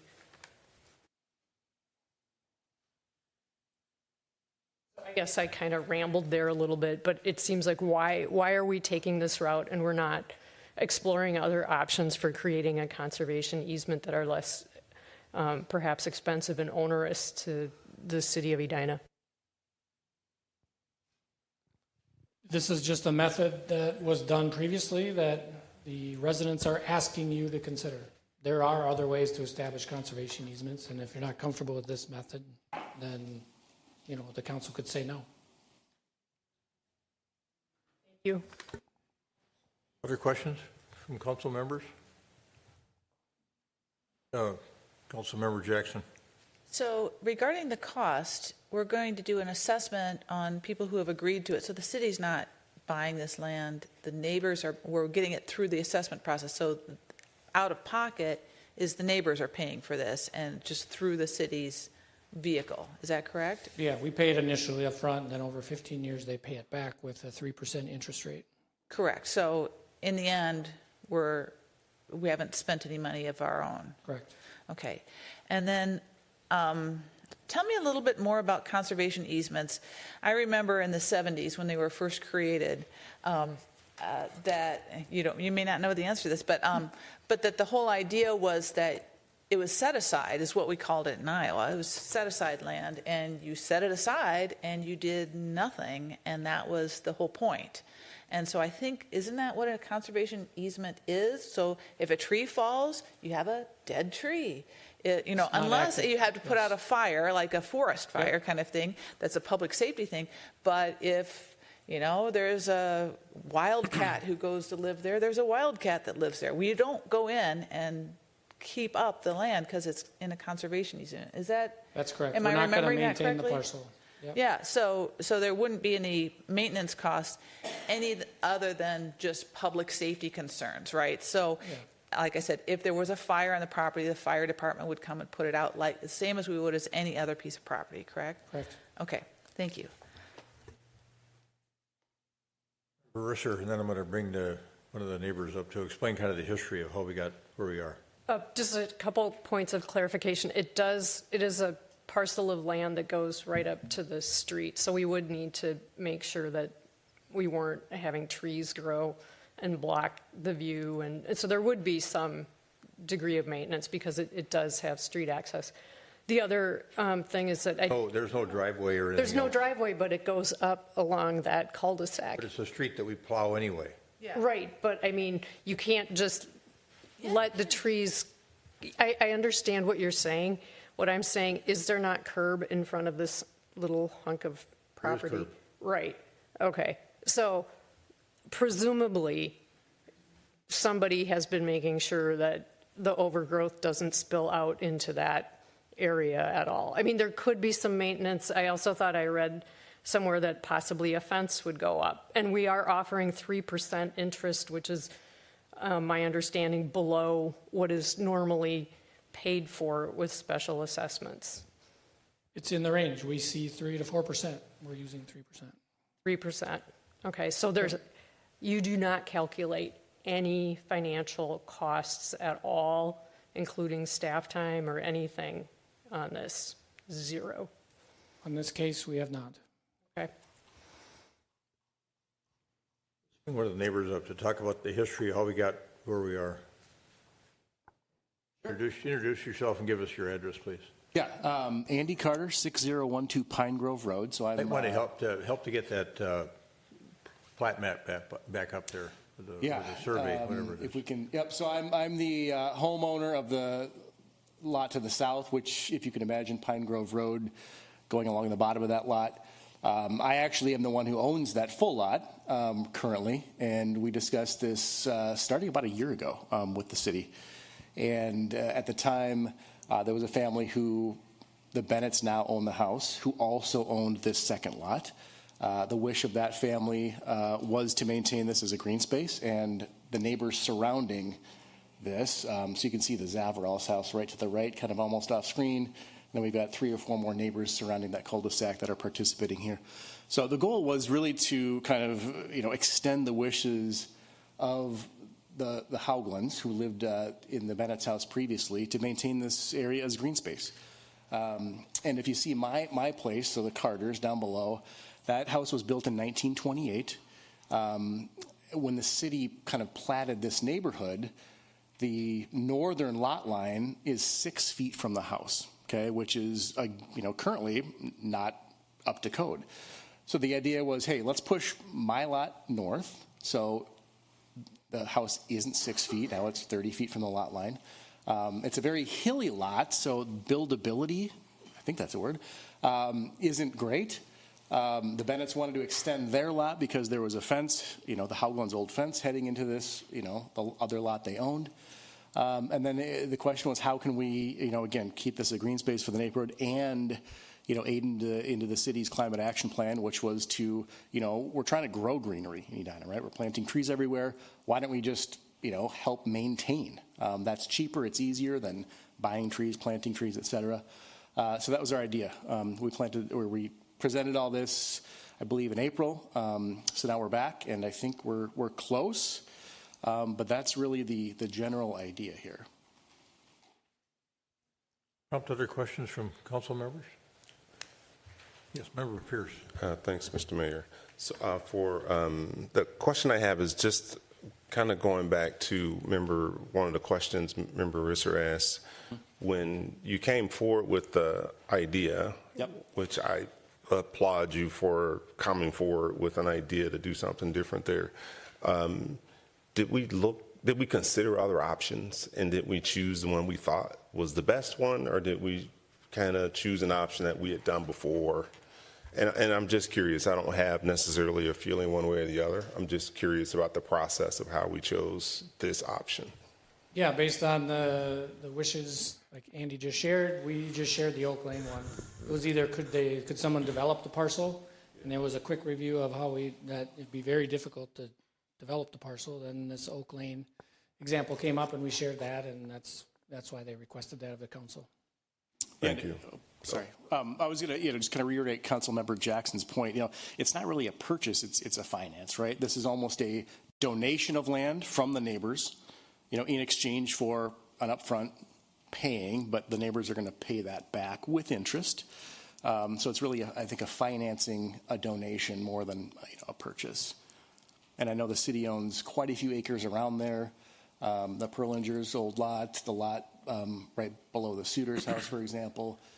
There's quite a bit of land already that the city owns around there. So I thought we could maintain a larger green area by introducing this parcel as well.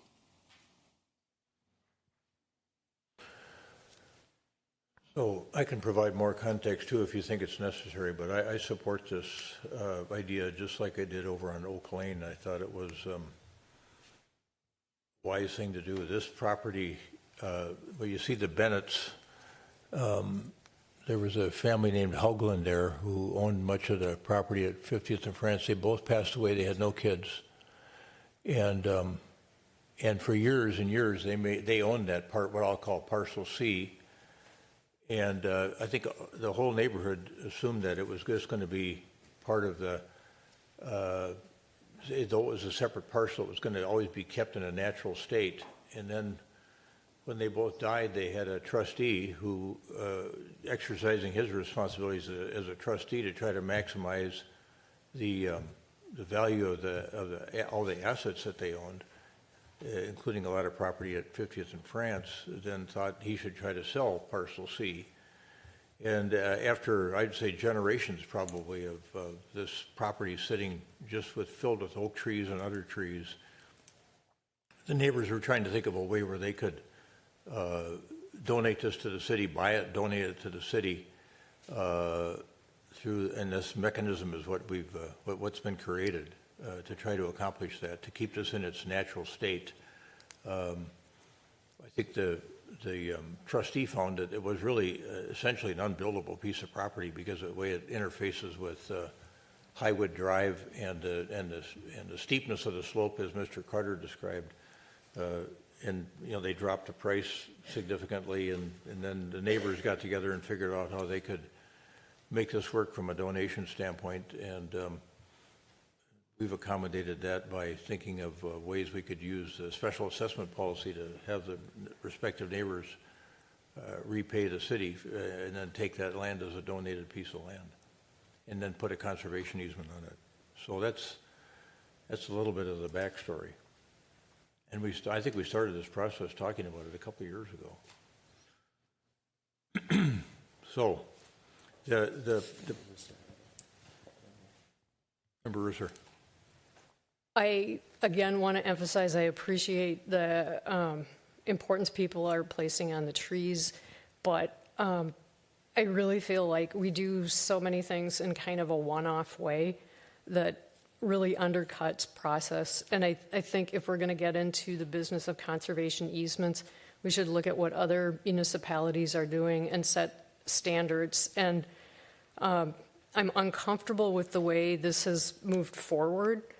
And, the ends justifying the means, this bothers me partly because I think it does set precedent for taking lots and yes, it would be really challenging to build on this lot.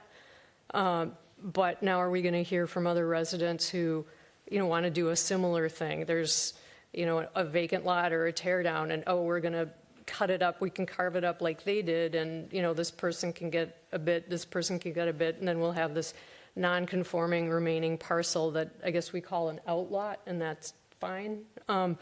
But, I have not had time to research that aspect of it. When I was going through the packet, I raised the issue of this not being adequate for a lot line adjustment and needing platting. And so it's just really rather disconcerting that it came to us and this issue hadn't been addressed earlier on, and now we're going to go set up a public hearing kind of after the fact back to the Planning Commission. And I think it is important that we do things in a way that seems to be more consistent. This part of Edina, if you look at the Climate Action Plan, it's not hurting for tree canopy. Other parts of Edina really are. And that's not to say this part of Edina should not preserve its tree canopy, but we're losing so many trees in other areas where there is no protection. And so you think about what is sustainable, what is ongoing, and are we going to see more requests like this? I don't know, but because of the way it has come forward, I really can't support this. Thank you. Fine. Thanks for those thoughts. So I've been on the council, I guess, more than 20 years, but I've only seen this happen twice in the period of time I've been on here. So it's hardly precedent setting. It was guiding because we created an original sort of notion around how to deal with Oak Lane. And to me, this is just part of being in a community and trying to find solutions to issues that, in this case, create a beautiful piece of nature conservancy, essentially, in a neighborhood that preserves some property, trees that have been there for decades. And we don't have any responsibility relative to it, and we're going to get the land donated. It's just going to get paid for in an unusual way. So I support it, and I'll entertain from anybody a motion on the council, a motion to adopt Resolution 2024-90, approving the acquisition of real property and dispensing with statutory requirements for review by the Planning Commission. Vacant land purchase agreement and resolution 2024-91 approving and adopting special assessment agreements and conservation easement. Mr. Kendall, it's okay if we couple this all in one resolution or one motion? I think it is, Mayor. I just wanted to note that some of these agreements may have to be modified if the plating application comes through and is approved, and there's going to be a new platted legal description, then we may have to modify the exhibits to these documents to reflect the new legal description. So this is step one. Yeah, I think I'd recommend the council approve it subject to any necessary modifications as a result of the replatting. And obviously, if that platting does not go through for some reason, I think then they'd probably be asking to nullify these agreements. But the council should just be aware that this is pending the plat application and presumably approval of that application and then substitution in of the new legal description as a result of that platting. Hope that makes sense. Sure, yeah, it does. So the way I understand it, then the motion would read, we did potentially adopt resolution 2024-90, approving the acquisition of real property and dispensing with statutory requirements for review by the Planning Commission, vacant land purchase agreement and resolution 2024-91, approving and adopting special assessment agreement and conservation easement, all subject to the modifications potentially created by the platting of the property. Is that correct? That's my recommendation, yes. That's the motion? I will make that motion if I don't have to repeat it. Member Jackson moves the adoption of the motion as stated, and the Member Pierce seconds the motion as stated. Any further discussion? All those in favor of adoption of the motion as stated say aye. Aye. Opposed? Name. Motion carried, and we'll move to the next step. We'll do the platting and create the subdivision and see if we can create an outlot out of it. So, all right, very good. Thanks for being with us this evening to help explain everything. All right, and now we are at the next matter here, which is a piece of property that we've been, I guess you could call them opportunities that have unfolded at 7200 France over the past 6, 7, 8 years, or several. And we're going to talk about it again tonight. And we've got Director Teague and Director Milner here to make the presentation with respect to potential adoption of Resolution 2024-50 and Ordinance 2024-05, which would approve a preliminary site plan review and a zoning ordinance amendment. And the address, again, is 7200 France. Gentlemen? Yes, thank you, Mayor, members of the council. We're going to tag team this evening. So as mentioned, this is a preliminary site plan and ordinance amendment. The City Council held a public hearing on this one on August 7th, and there were a lot of questions at that time and subsequently since in regard to traffic. So Director Milner is going to go through some of those traffic issues. So I will touch on the site plan and ordinance amendment. So to start out with our pyramid of discretion, again, this is a site plan review based on the PUD ordinance that the City Council adopted back in February of 2023. And the second part of this is the zoning ordinance amendment to that PUD 16. And that request is to reduce the first floor ceiling height from 16 feet to 14 feet. Part of the reasoning for that is in that original PUD, it was contemplated for commercial uses on the first level. This proposal this evening does not have commercial use on that first level, so they'd like to lower that ceiling height to 14 feet. So this is a look at the approved overall development plan as part of that PUD 16, again approved back in February of 2023. The approvals at that time granted final site plan of Phase 1, which is the 7250 parcel right here. That is to be a 76-foot tall, 124,000 square foot office building with a coffee shop. Currently, they're going through the building permit process for that first phase. and they hope to start construction this fall.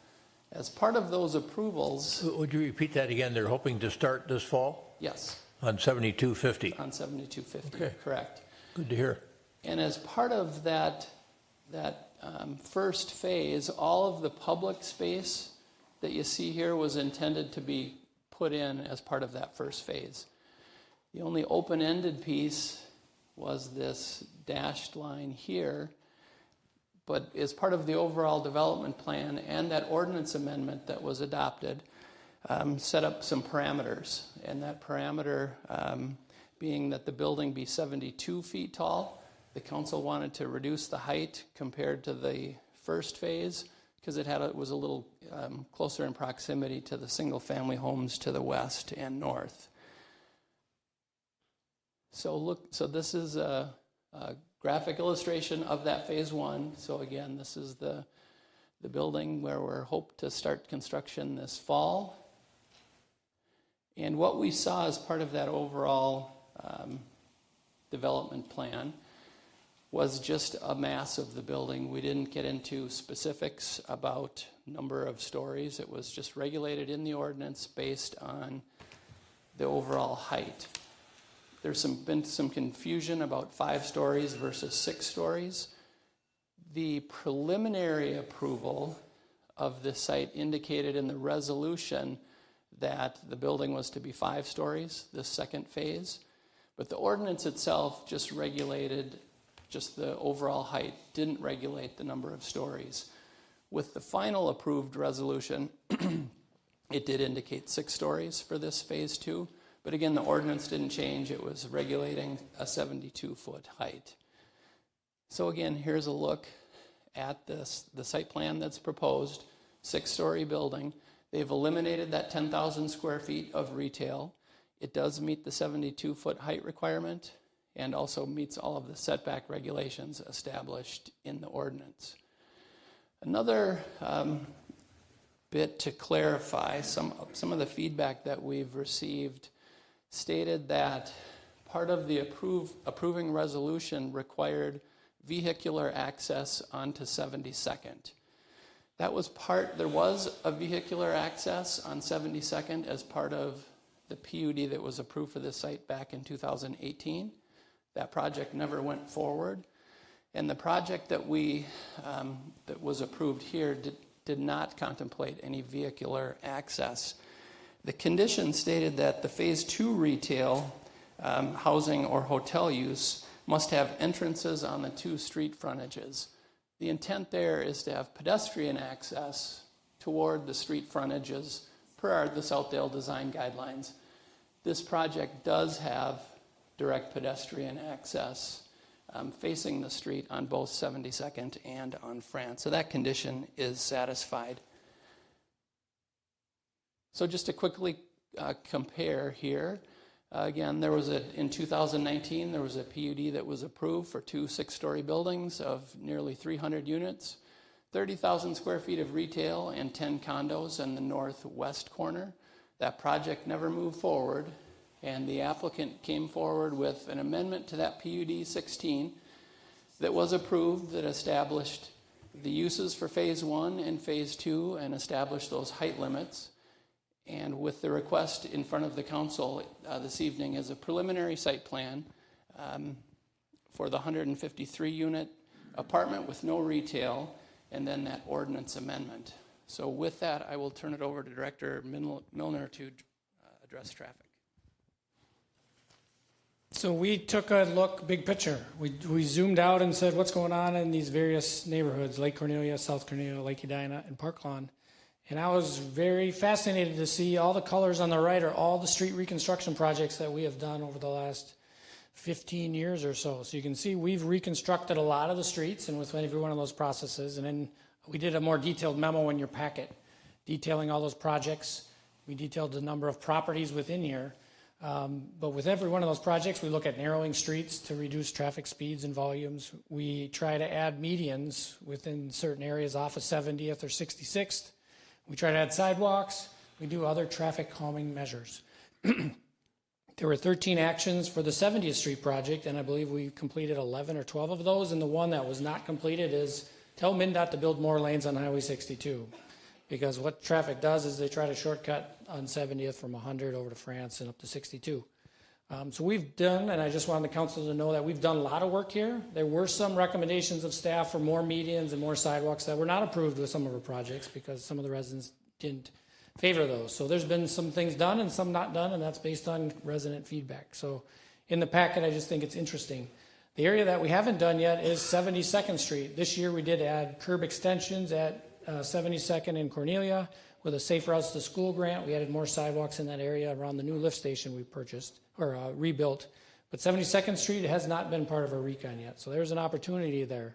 So again, there's been 14 different separate contracts, and we've done a lot of this stuff within the neighborhood. I think the other important thing is to note there is very few east-west streets in this quadrant of Edina. There's 3,000 parcels, and if you think about the average is 10 trips a day, there's 30,000 trips trying to get in and out of these neighborhoods. And that's causing issues just by the sheer volume and the limited east-west street. So we just got to keep that in mind too.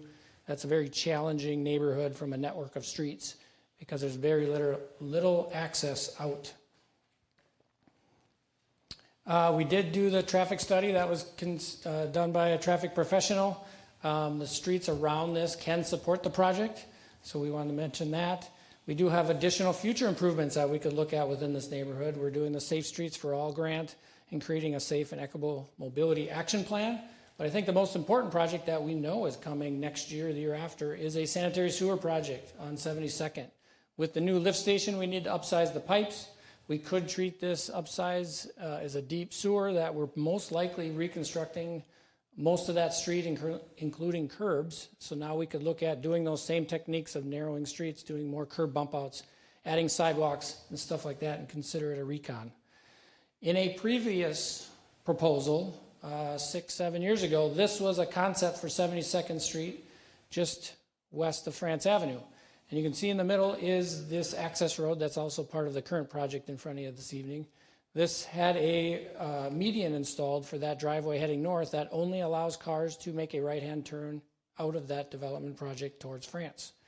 So if there is a want and a need and a concern from council, I would offer that you can direct staff to install that right out only median when we do that sanitary sewer project. You can see some other things that I think we would consider. The road today is 30 feet wide. We, at the time, again, this is a 6-7 year concept. We'd want to review it.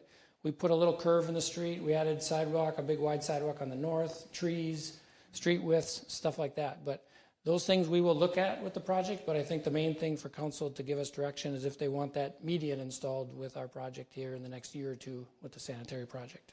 And that could address many of the concerns that the residents have of they're cutting through and taking a left and going through the neighborhood. That's the very issue that you and I and Director Teague discussed just a couple days ago. Correct. That you've done all that work, or we've done all that work on that new sewer lift station, or reconstructed sewer lift station right south of Cornelia School. And you could enhance the sewer capacity between Cornelia and France Avenue on 72nd. And in conjunction with doing that, it could be done within the next couple of years. And in conjunction with that project, we could figure out ways to calm traffic more on 72nd. Which, exactly. For those of us that have been over there, we see how speed can increase on 72nd as they come into the neighborhood, even though there are neighbors living deeper into the neighborhood. Correct. Because it's not a cut-through area, it's people heading home probably, but between France, at least my observation was between France and Cornelia, the speeds are pretty significant. Yep. As I stood on Gloucester with some of the neighbors, it was, but for the road being dug up where there was a gas leak, I think they were slowing down for that. But if that hadn't been there, they wouldn't have been slowing down at all, and they're easily going, 35 miles an hour. Yep, it's still wide streets. So we have this opportunity with the sewer project that we're in the process of coming back to you for hiring a consultant. We're doing interviews next week, so then we'll have someone doing the technical work on that sanitary project. That's not only on 72nd, it's a much larger project. So while we're on this slide and this topic, why don't you talk a little bit about what would be the process that you'd go through in working with the neighborhood to think about traffic calming and then also to minimize or eliminate left-hand turns out of any potential development at 7200 France, regardless of whether it's this project or some other project. Yep, yeah, first steps, we're scoping out the sewer project. We want to figure out the means and methods of how we could upsize those sewer pipes. Once we have a general understanding, we're going to go out to public. That's part of our request for proposals was public engagement. So let's hear the concerns, whether it's around the sewer or the street or the sidewalks, because we're going to have most of it dug up now. So it's real similar to our street reconstruction program. Once we have a general idea of what we're doing and where, we'll reach out to the public, offer opportunities to provide feedback, most likely on Better Together Edina, and then probably some face-to-face meetings with residents. We'll always take questions and comments on that site, or they can email and call me directly when that project continues to move forward. Now, the benefit of a write-in or a write-out of this is that, again, anybody going north on Gallagher or out of this project area cannot take a left to go into the neighborhood. So if the traffic's being generated by this project, they got to go out to France and figure out a different way wherever they're headed, right? One of the other concerns we heard was that if, because of the theoretically new internal street just east of the pond, the new Yep. pond, people could come that were going eastbound on Gallagher and cut south and then go west. But this would take care of that too. If there was a median barrier preventing left-hand turns out of a development, it would prevent left-hand turns from anybody coming through on that road too, I would imagine. Depends which direction, but we can look at those options and where the concerns are and see which median and the style of that. Yeah, remember Jackson, this has caused her to think of something too. Well, this is a long-term plan. Is there, so on my neighborhood where Dover and Londonderry are, they put in a new cement barrier to slow things down at that intersection. Is there something we could put in immediately when this is being built, and then whether the sewer project goes forward or not, there's some protection there? Councilmember Jackson, when we look at timing of the development project, and they're just getting started on that one on the south parcel. This one, we don't have a schedule yet. I think I'm going to be there first and beat any development. It's usually a 2-year plus process to build and finish anything. I might be here next year, if not the year after. So the timing of when their project would start generating traffic is going to align when our project's done. So Okay. I don't see an issue there with that timing. Okay, very good, thank you. Yeah. Go ahead, gentlemen. Yeah, just in conclusion, we're recommending, along with the Planning Commission, their recommendation was unanimous to adopt preliminary approval and grant first reading of the ordinance. They would have to come back for final approval and second reading of the zoning ordinance. Okay, other questions for staff at this point in time? Let's get back to this pyramided discretion issue. It seems to me like the last time, or when we had the public hearing, you told us that because there was an overall development plan that approved both Phase 1 and Phase 2, and I think Phase 1 was, you had pointed out what was going to be involved in Phase 1, including the retention pond, and there's some TIF associated with this that would be used, I think, most of it in Phase 1 to build all this infrastructure out. That's correct. But I remember you saying that we had very limited discretion on what we could do here. And so I think it'd be important to understand that again, or revisit that, both with respect to the proposed zoning amendment and with respect to the preliminary site plan. Yes, so again, we're reviewing this against the PUD 16 zoning ordinance that established the height limit of 72 feet, and it established certain setbacks on all lot lines. This project conforms to those requirements that have been established in that zoning ordinance.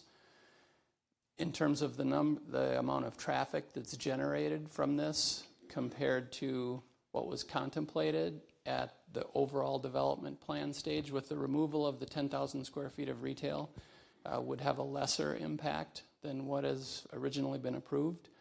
So we have very limited discretion in regard to the site plan. In terms of the zoning ordinance amendment, you could require them to meet that 16-foot height limit on the first story, and the developers indicated to me they would just make adjustments in the building. they could still construct it at 16 feet and just make adjustments in some of the upper floors to still maintain that 72-foot overall height. If Attorney Kendall has anything additional to add? I don't think so, Mayor. I'd be happy to answer any questions. Yeah, sure. I figured that's probably the direction you'd prefer. So is the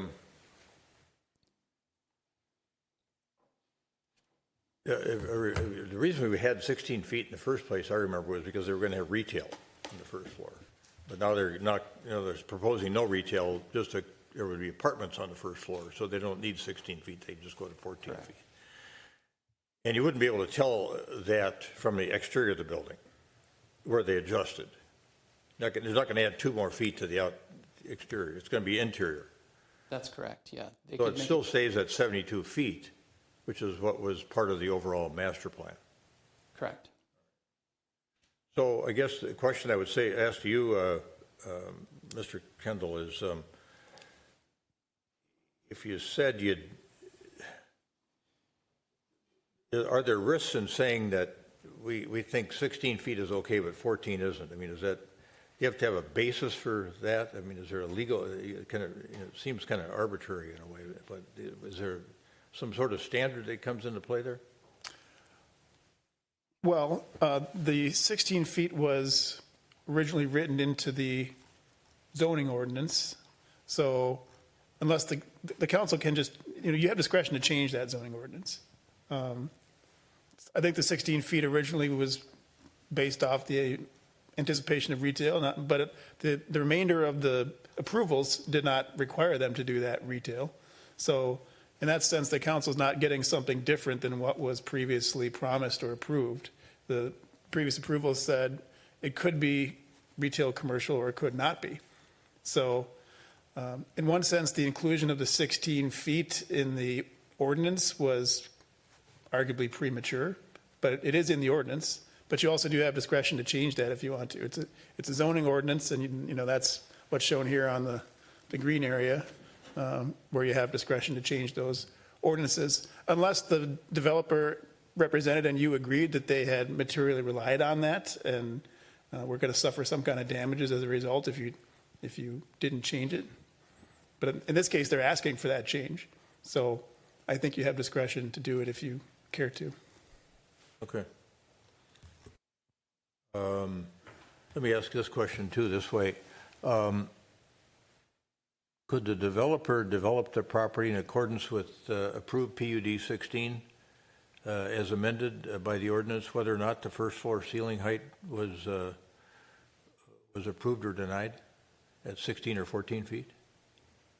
Well, I understand the comments from Director Teague to be that, so I think some of the confusion has been around this discussion about 5 stories or 6 stories, but I think the actual approval is for a maximum of 72 feet.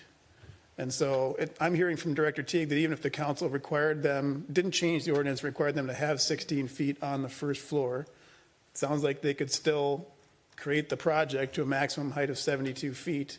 And I don't know if that would be 5 stories or 6 stories, but as long as it complied with building code, and it would comply with the ordinance and the maximum height of 72 feet, and it sounds like they could build it. Risser.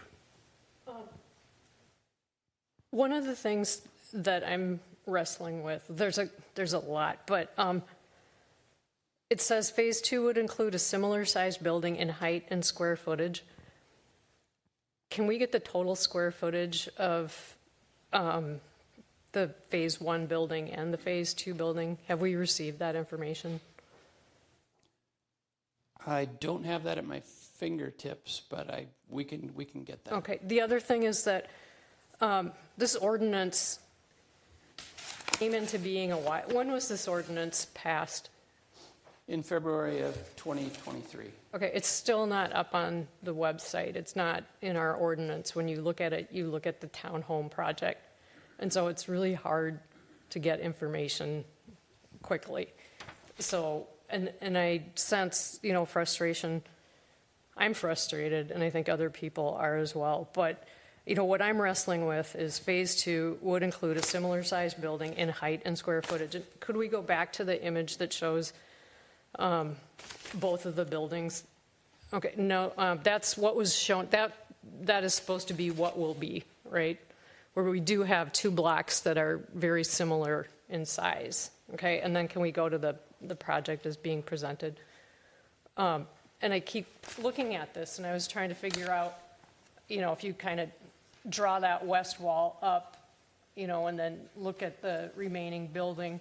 And I am sensitive to this, just in terms of, what community expectations are, and then what ends up, happening. And so I am a little concerned about, well, more than a little, but how much larger is this building? Is it indeed similar? And similar is a very vague term.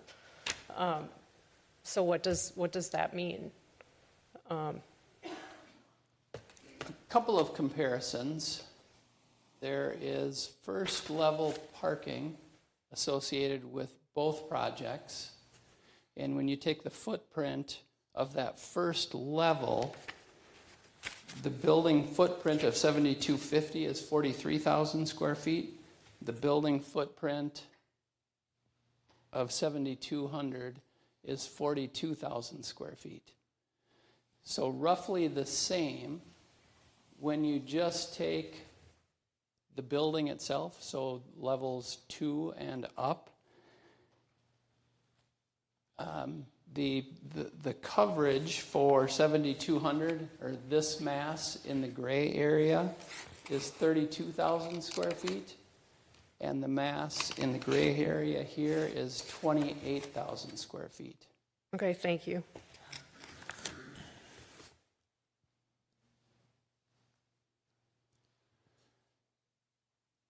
The questions for Director Teague. Somebody mentioned parking, and I think that was one of the emails we got today was they thought that there was a 2018 study that showed that a lot more parking was needed than what we were publishing as the traffic data. You might want to comment on that. Yeah, the 2018 study was for that different part, the Dean DeVolis project that never moved forward. That was the 2 apartments up by 7250 that were facing south with the. Correct. Yeah, the 300 windows. units Okay. of apartments and 30,000 square feet of retail and office. The parking standards that were used for this project, basically 3 different calculations. When you took our zoning ordinance based on the square footage and the number of units, would suggest that 576 parking stalls would be required. The parking study demonstrated that at peak times, 392 stalls would be required. The zoning ordinance that we adopted as part of that PUD 16 establishes 468 as the minimum requirement. They would be installing 483, so it would exceed our zoning code requirement. So there's some different standards that we looked at there.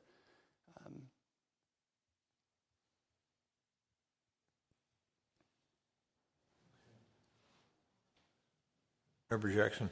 Yes, thank you. So I really want to have something done tonight that addresses the left turn out of it, this interior street. And I don't know procedurally how to do that, but. Could do it by restriction.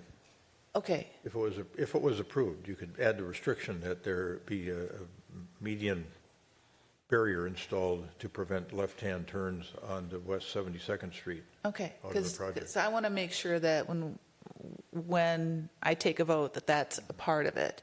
And we could put it in the passive tense like that so that it could be us or the developer or somebody make sure that when this building is built that there's that no left turn, because that's really important. So what's the mechanism? So we could put that as a condition of approval tonight? Yes, when you're making the motion this evening, you can add that as a condition. Okay. So, and I know that you're planning this, everything, but I really think I just want to get something in writing before the evening is out. So, because that's the primary. People are very concerned about the traffic. As you pointed out, this is a difficult neighborhood. So I just want to make sure that that's in whatever it is that we are taking a vote on. So, Mayor, I just want to make one point on that. I think you can put that, but the developer doesn't control the right-of-way. So you can direct staff to have that meeting in place prior to this building being complete, or however you want to phrase that. But I don't think you can require the developer to put that meeting there because they don't control the right-of-way. So, I mean, you could phrase that and direct staff to do that prior to the building being completed, but I don't think you can require the developer to do that, just so that's clear. Good, thank you. Okay. Yeah, while we're talking about traffic, I'm looking at your staff report, and you've got a chart on page 7 that shows existing condition in 2018, 2019 PUD, 2023 PUD, and then the 2024 project. It looks like from the 2019 PUD, daily trips 3,485, the 2024 project 2,683, so there's a descending number of trips. PM peak 340 to 275, AM peak 372 to 349. Am I reading that correctly? That's correct. Yeah, this was the table that was put together by the traffic consultant. And it has to do with the change of use in the building. And it has less traffic with this than what was contemplated with a hotel in the original traffic study. You know, when you think about things that could impact the neighborhood, the traffic is an issue that comes right to the top of the list. Absolutely. Maybe the only thing, but I have some comments on that. so, I mean, those are the comments that predominate the emails that I've seen, is that concern over traffic. And so how would we deal with the idea that you're saying, well, I could be there in 1 year, maybe 1 or 2 years? Again, How do we make that decision that we would go in there and do that earlier rather than later? Well, first, I'm going to be there. We're doing sewer work. I'm going to be done before Ted's project, the development project. Just as a 2-year window, I'm already going to be done before that project is finished. The 7250 might be just slightly ahead, but that's only half of this development. So I think you make a condition saying staff shall have that installed by the fall of 2026. That gives 2 construction seasons to have that done, which aligns with a potential build out of this project. I just want to make sure I understood something else that you said earlier. I think that by going this extra story, did it change the number of apartments by 3? Yeah. Did it go from 150 to 153? Correct. There wasn't a lot of detail that were put into that overall development plan. The 150 number was really generated out of how much parking they could provide.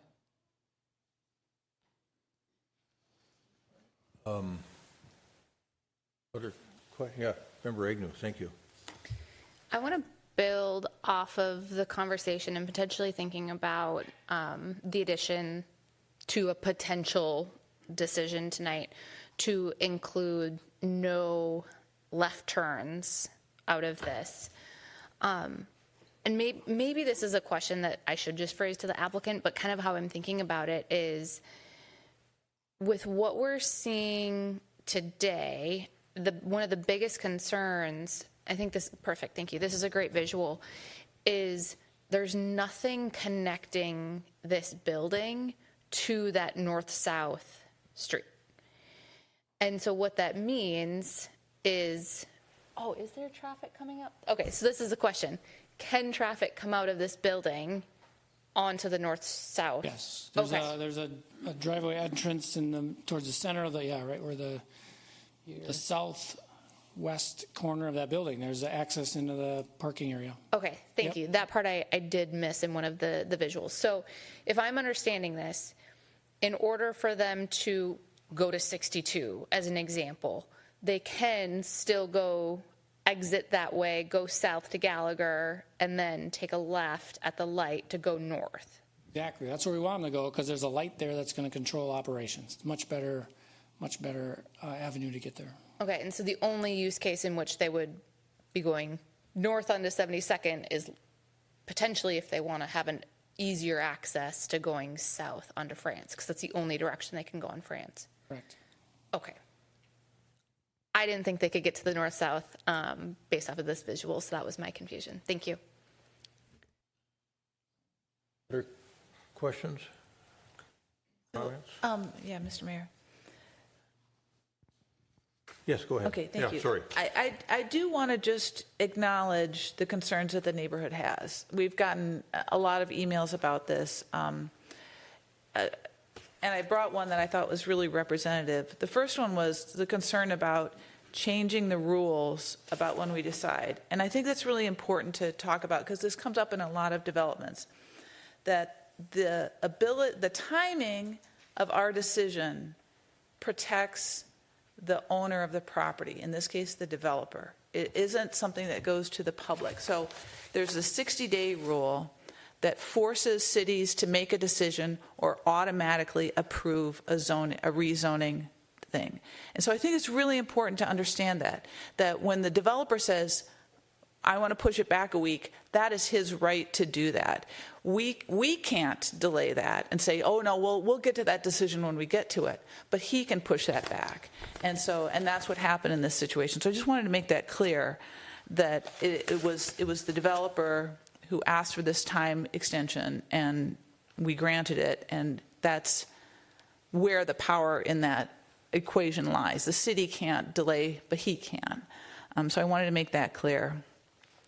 And then the second thing was, I just want to remind people that we had 4 public hearings on zoning alone for this property. So there was September 14th, 2022 at the Planning Commission, September 20th, 2022 at the City Council, July 24th, 2024 at the Planning Commission, and August 7th, 2024 at a public hearing. So we've had lots of opportunities for the end. We've had better together and take comments and everything. I just wanted to acknowledge that we've had a lot of opportunity for citizens to give input on this.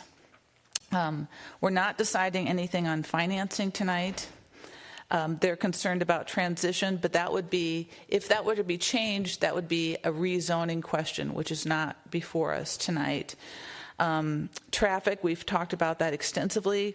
The water, I want to remind people that that's what this flood basin is for, is to handle flooding. And the reason that we granted TIF for this was that this is going to take flood water not only from this property, but from the surrounding properties as well. And so I was in Morningside today, and I was looking at the Lynn Kipling floodwater basin. It is gorgeous. Is very, very beautiful. It's an asset to the neighborhood. And this is going to be landscaped, and it's going to be a beautiful thing. And so the alternative for a basin is a single-story commercial building or townhomes or something like that. So there is a transition. It's a floodwater basin. But we've heard this over and over and over again, but I just want to remind people that this is handling floodwater on the site that's not being handled now, and it's going to be a landscaped green space, which other places in our city is actually very beautiful. We talked about parking, and we talked about the entrance on France, that there's nothing in our documents that say entrance means an entrance for cars. And the whole idea is the building where, I'm sorry, people in the audience are talking, it's distracting me. Where Pinstripes is,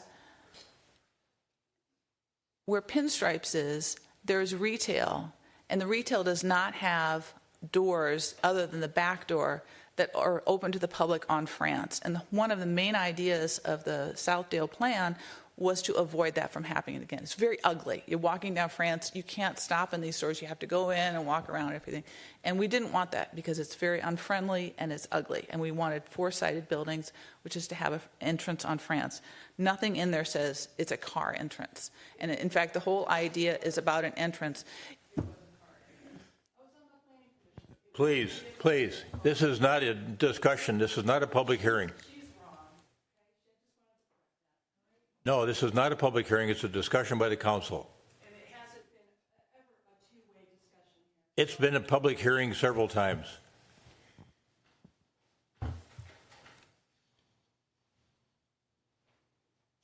Councilmember Jackson, go ahead, please. Thank you. What I'm doing is I'm acknowledging that these are complaints that are out there. Changing that at this point would be a request to rezone. And that's not the question that's on the table tonight, except for the 16-foot ceiling. Ceiling. And so I just wanted to acknowledge we've read this, we've listened to you. Now you have the right to be heard, but you don't necessarily have the right to win. And that's a constitutional concept. I used to take input from people who say, oh, they just wouldn't listen to me. But if there's a hearing and the decision does not go your way, it doesn't mean you are denied a hearing. It means the decision did not go your way. But there have been hearings. We've gotten a number of emails about this, and I wanted to acknowledge that we all take this very seriously. But tonight, the decision, is it 72 feet tall? Is it primarily places for people to sleep? About 150 units. And as far as I can tell, it's still 72 feet tall. There are 153 units. The 3 additional units have taken the place of the commercial space that was originally there. And I don't see a variance from what we approved. It was 2022, correct, when we approved the original zoning on this. And so I just wanted to acknowledge that the neighborhood has given us input and what my reaction to it is. Thank you. Thank you. You raised an interesting issue there with respect to the retention pond. I think one of the things all of us have worried about is, well, there's homes on Bristol Court, and when I drive by there, at least when it's summertime, you can't see any homes back there. And maybe this is a question for the applicant. Do any of those trees on the property line need to be removed to accomplish the? Yeah, you better come up, Mr. Carlson, and comment on that. That all that treescape would stay there. You would build the retention pond east of the existing tree line. Yes, good evening, Mayor Hovland, council members. Ted Carlson at 6550 York Avenue in Edina.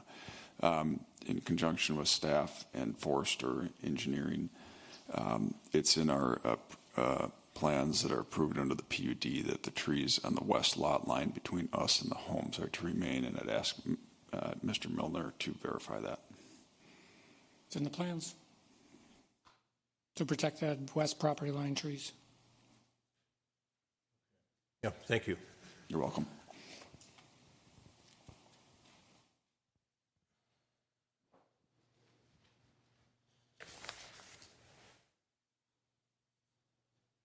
Yes, Councilmember Pierce. Thanks, Mr. Mayor. So I just have a few comments. First, to the staff, I do appreciate that you guys have leaned in and looked at the traffic challenges. And so I have no doubt that whatever the challenges are, that we'd be able to come up with a way to address those. And so I definitely do appreciate you leaning in and looking at the traffic patterns, the cut through, the parking, all of that.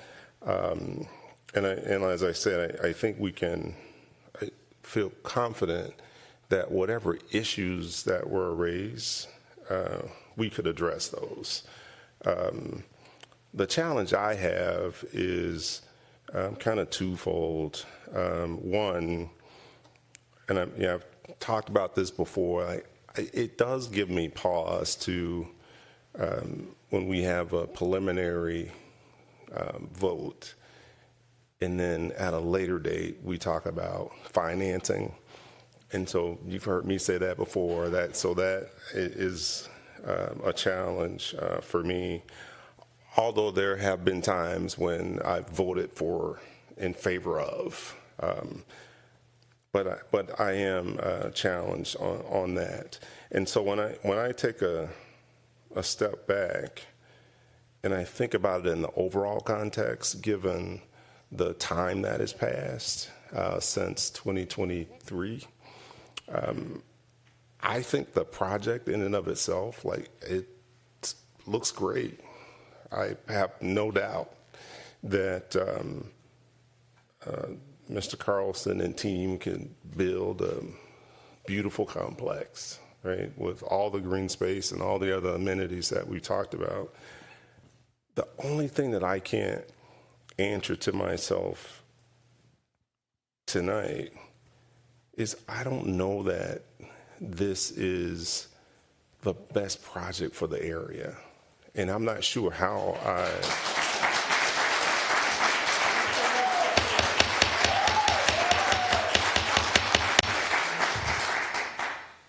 And I'm not sure how to resolve that. And frankly, I'm not even sure if the way I'm thinking about it is even fair.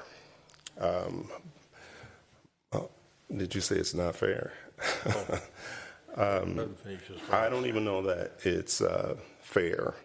And so I am just being transparent, open, and honest. And so when I step back and I look at the full context of what's being proposed there in the context of the Macy site and this site, I can't rationalize, is this the right thing for the community? And so that's where I am. I think there are some benefits, one of which I think is a huge benefit would be the water basin.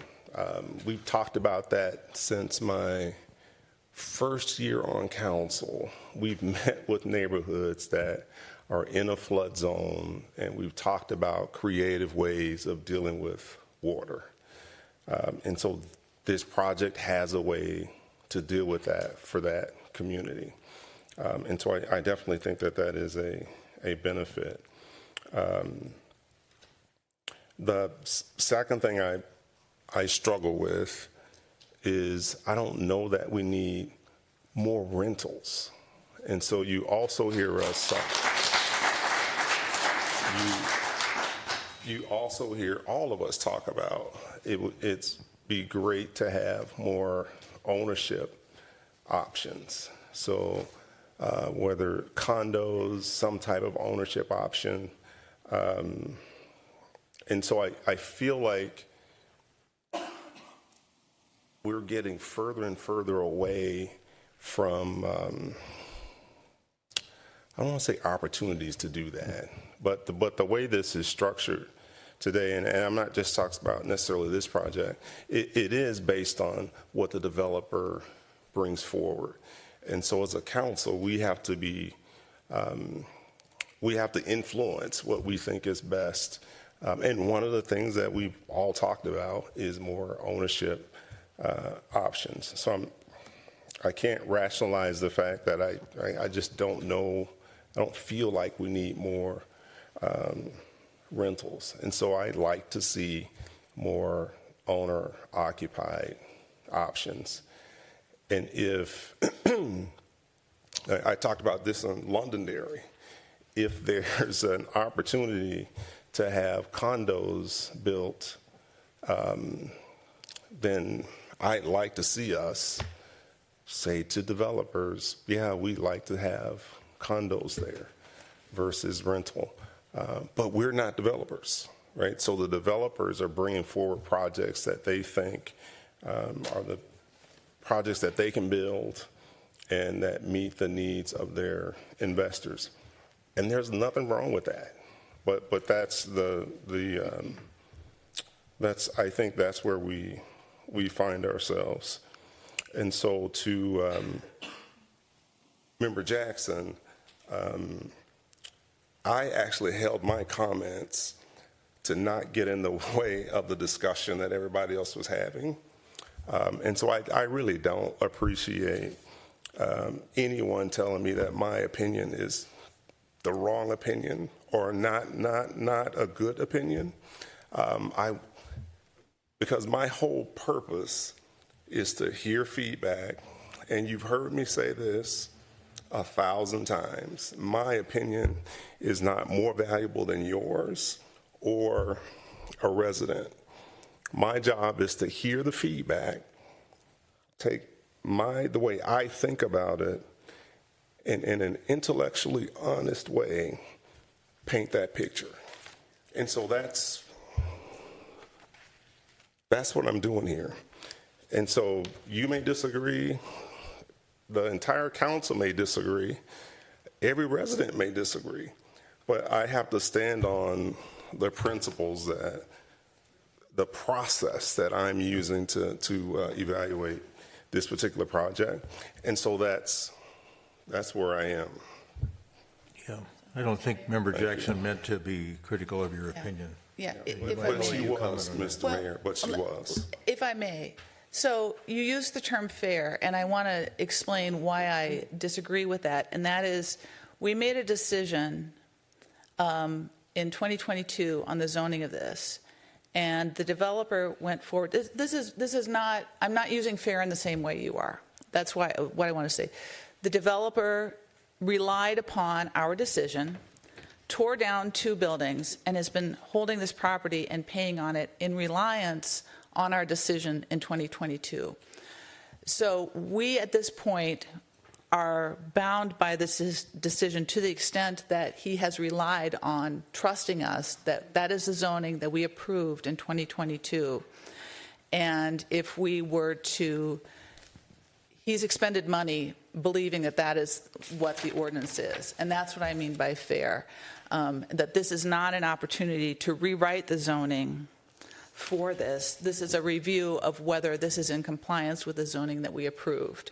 And that's what I mean. I'm not making a moral judgment, but I'm saying that there has been money expended and money and time expended in reliance on our decision. And that's all I'm saying. I'm not making a normative comment about your words, but that indeed there has been reliance on our decision, and to change that is legally unfair because we made a decision and they had every right to rely upon that. That's all I'm saying.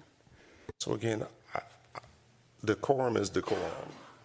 I don't think there's anything illegal in anything that I just said. I don't think there is. And so I'm taking exception to what you're saying. I'm expressing my opinion. I think I did a very good job of doing that. And if you disagree with it, you can disagree with it. But it is 100% fair for me to think through this and present the way I'm thinking about it.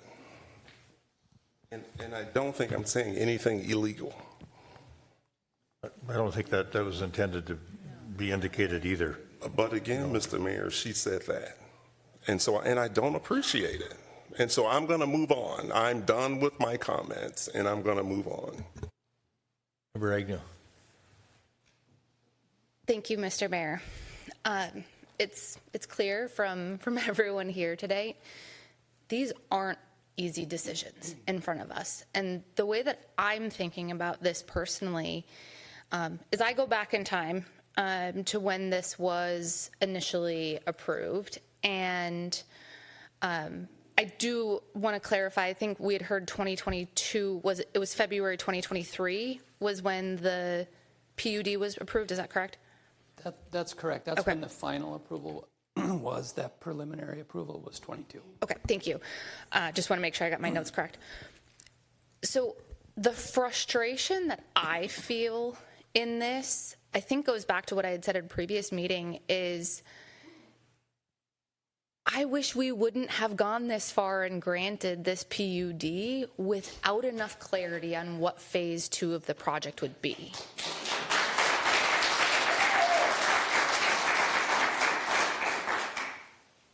And so I think that this is an opportunity for us as a council to take that forward and think about that as we're looking at projects. And at the same time, we did, right? Like, this is what was approved. And I look at that pyramid of discretion, and what's in front of us today is not, do we want to grant this PUD? It is based off of the PUD that was approved in February of 2023, does this meet it? And that's a very different question, and it makes it hard, right? I wish we were having this discussion about, is this the right project for this site? Because there might be things that I would change, but I would also posit that you could query anyone, and everyone is going to come up with a different project idea for this essential, central site in our city. And I think that the complexity with this, or whether you look at the Macy's site, or whether you talk about our Grandview area, is that we can come up with beautiful, amazing ideas. But that doesn't mean that we have a developer who's willing to pay for it or put it there. And that doesn't mean that that's what we're actually going to get. And so I also go back, and it's unfortunate that we're rooted with that beautiful project that was approved in 2019 that had condos, right? And previous projects that were on this site that even, I think, for me personally, rooted in how can we have a pedestrian crossway, because that was in one of the earlier projects as well. But what that tells me is that project after project after project doesn't make its way forward. And so that's where I also want to question, like, what is it that we have systematically in our city that's preventing more condos from being proposed and built? If we're saying that that's a need, like, what can we do to better facilitate and encourage that? And thankfully, like, we are talking about what our legislative priorities are. And I do know that there's the 10-year rule in our state, I think it is, that makes it harder to build owner-occupied construction. And so I think all of these things come into play, and it makes decisions like this so complex and so hard. But tonight, the way that I'm viewing it, the way I'm viewing my legal responsibility as a city council member, is to look at what is in front of us, which is, will we grant them that ability to lower the first floor from 16 feet to 14 feet because of our pyramid of discretion and because of where we're at in this approval process? And so it doesn't, it's not any, there's not very many decisions that we make here that are super easy, but because of that, like, I am comfortable with that one change. And the reason being is I feel like this does, for all other intents and purposes, meet the PUD that was approved in 2023. You know, there is a lot of discussion about the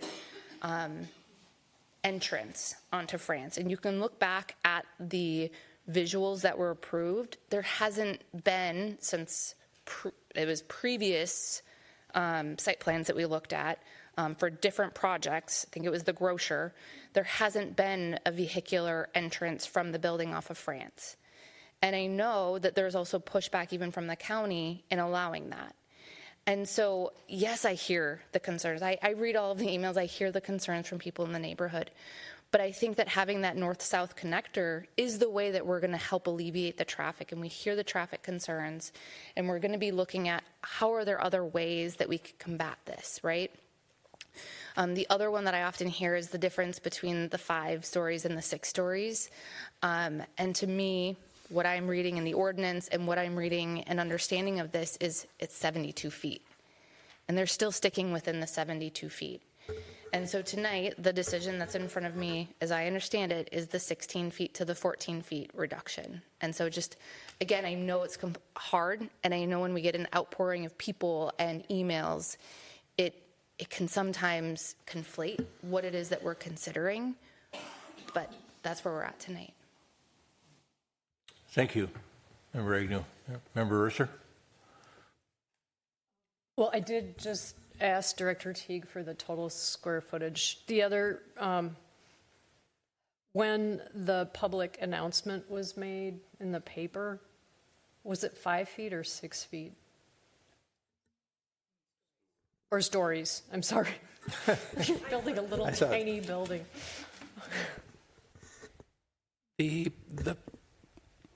There've been several notices for this project. We'd have to go back and look.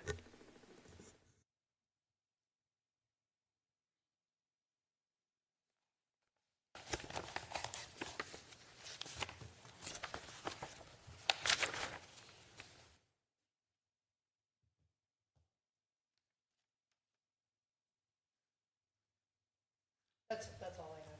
No comment? All right. I think Member Agnew is on the right track here. Because what I understand is that the matter that's before the council for determination on whether the application sufficiently complies with the existing approved PUD zoning already in place and whether the requested minor amendment to the existing approval is warranted. So the question seems to be really narrow, and that is the site plan compliant with the existing approved PUD 16 and the overall zoning code? Is that a fair summarization?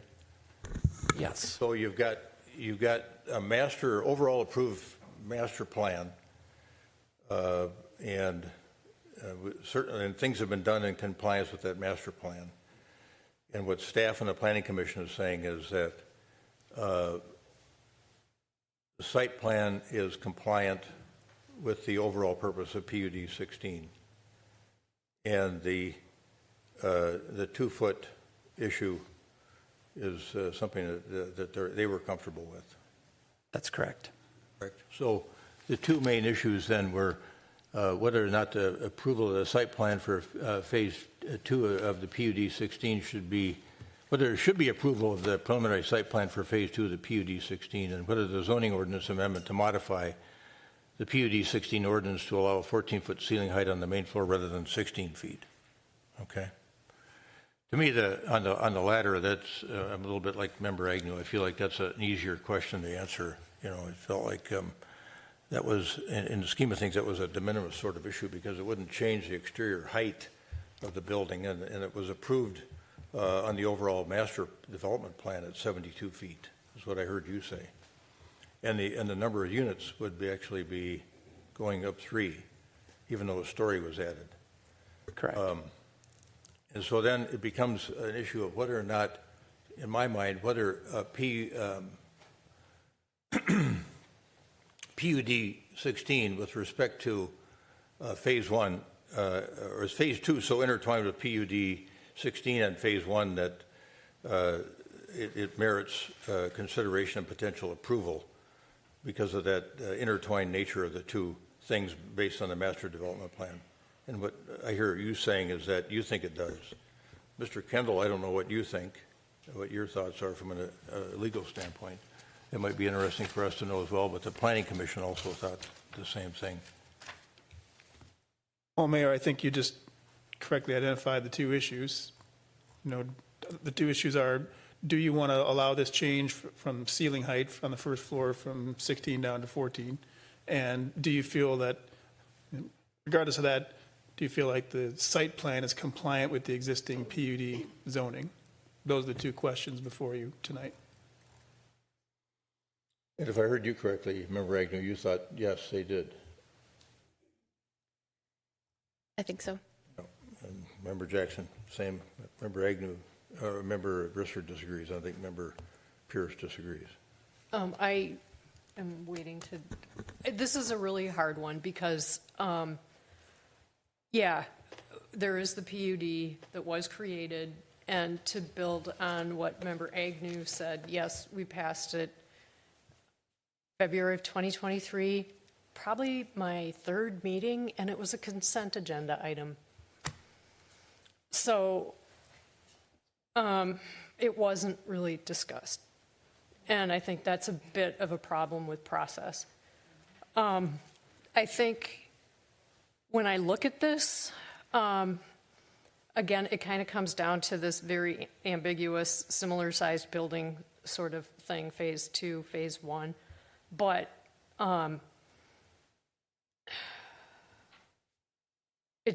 So anyhow, that's kind of where I'm hung up right now and just wanting to get a little bit more information. But I do think it's important to bear in mind, I mean, we have heard so many things and so many frustrations, and, you know, the building height overlay has come up, and dialogue about how, you know, it's supposed to be 4 stories, not 6. You know, when you look at Maison Green, it's 7 stories on land that's supposed to be either 4 or 2 stories.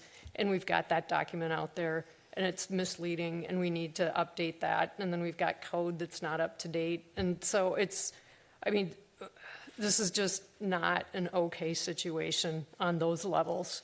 And I think our process could be improved, and I think there could be a lot more transparency for residents if we had up-to-date code and we had a map about height that did not lead people astray. So those are things that need to be addressed. I do have those numbers for you. Okay. The finished square footage of this phase 2 that's in front of you is 199,000 square feet, and the square footage of the office would be 126 square feet.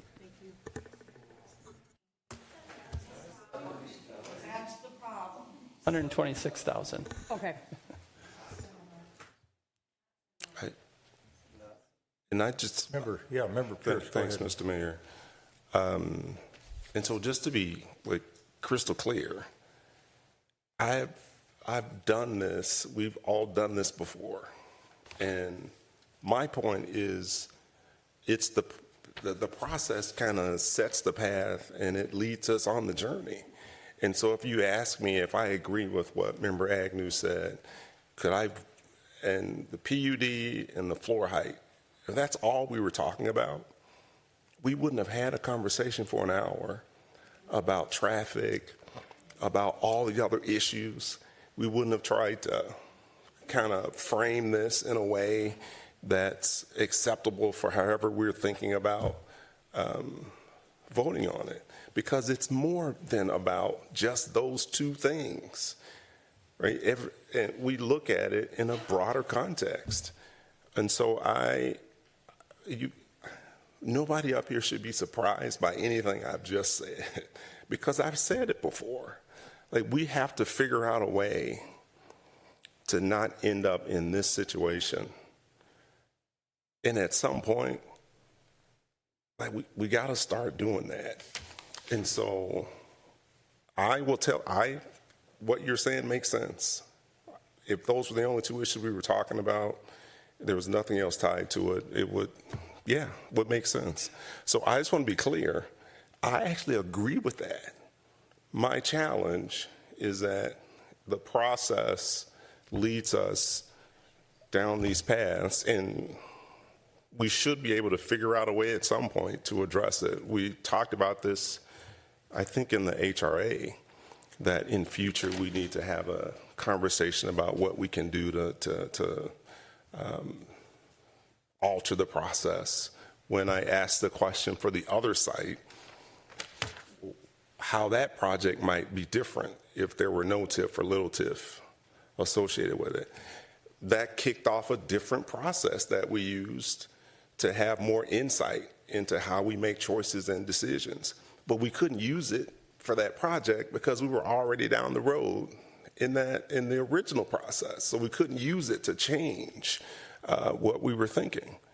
That's where I'm coming from. And so I just want to be clear about that. Member Agnew, and I've got a thought too. Member Pierce, I completely agree with what you're saying. Of if we never change the process will never change. And so I do think that's why I continue to underscore any project that we're looking at, any new zoning request that's coming in. Let's have these conversations, right? We are the city council. We can start having those conversations. Let's start bringing TIF into the equation earlier on as well, because I do believe that that's a core component of this. I just really feel that we can't go back on this one based off of where we're at in the process. And so what I will say is that right now, and this is maybe a question for Mr. Kendall, if we say no to this based off of the 16 to the 14 feet, My understanding is that then they could come back with a new proposal that fit everything directly with the PUD that was approved in February of 2023, and we would not have any more flexibility at that point in time. Am I understanding that correctly? Well, I think so. So if you're saying, if you wanted to deny the site plan application tonight, you'd have to identify why. And the reasons would have to do with not complying with the approved PUD. And then the applicant could take that and go back and modify their application to fix whatever issues you address as the basis for denial tonight.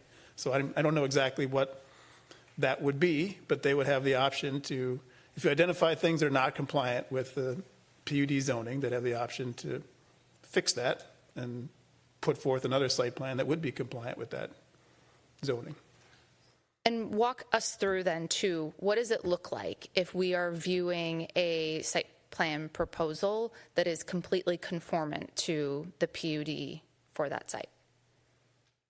Well, I mean, the zoning says that you should approve that site plan unless you change the zoning, but they've not applied to change the zoning. They're applying to build the project that they applied to build previously. So, I mean, that, arguably there was issues with that project not being completely defined. But the parameters were defined, and they're submitting applications for a site plan that they represent are within those parameters. I mean, so that's the situation that is before you tonight. You don't have to proceed this way all the time. If you're talking about changes to the process, you could approach different PUD applications differently in the future, potentially. Thank you. Jackson.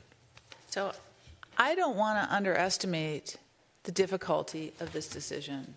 This piece of property is so complex that it triggered a 3-year and 9-month task force that came up with the Southdale guidelines. This is a super complex, super emotional piece of property, and it's a key to the neighborhood. And I understand, and that's why I brought up these points, I didn't mean to confuse anything, but I want to acknowledge the emotion in the room and how passionately people feel about this. The decision tonight is, does it conform with the site plan, and what are we going to do about the first floor ceiling? The whole idea of using PUD and following the Southdale guidelines, this is new. We literally don't have any, well, I suppose the Fred has been built under that, but in this area, none of these projects have been built. We're learning this process as we make decisions. So it's not smooth, it's not easy, it's complex, it has the potential to have an enormous amount of input back and forth between the community and the city council and developers, and that's what we're building here.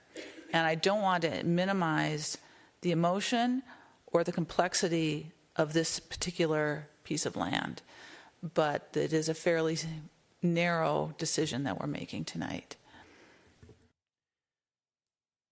To that issue, I would just say, and this might be helpful, I think the reason we've had a long conversation tonight is because the question is so narrow, and that is the site plan compliant with the existing approved PUD 16 sufficiently compliant and the overall zoning code?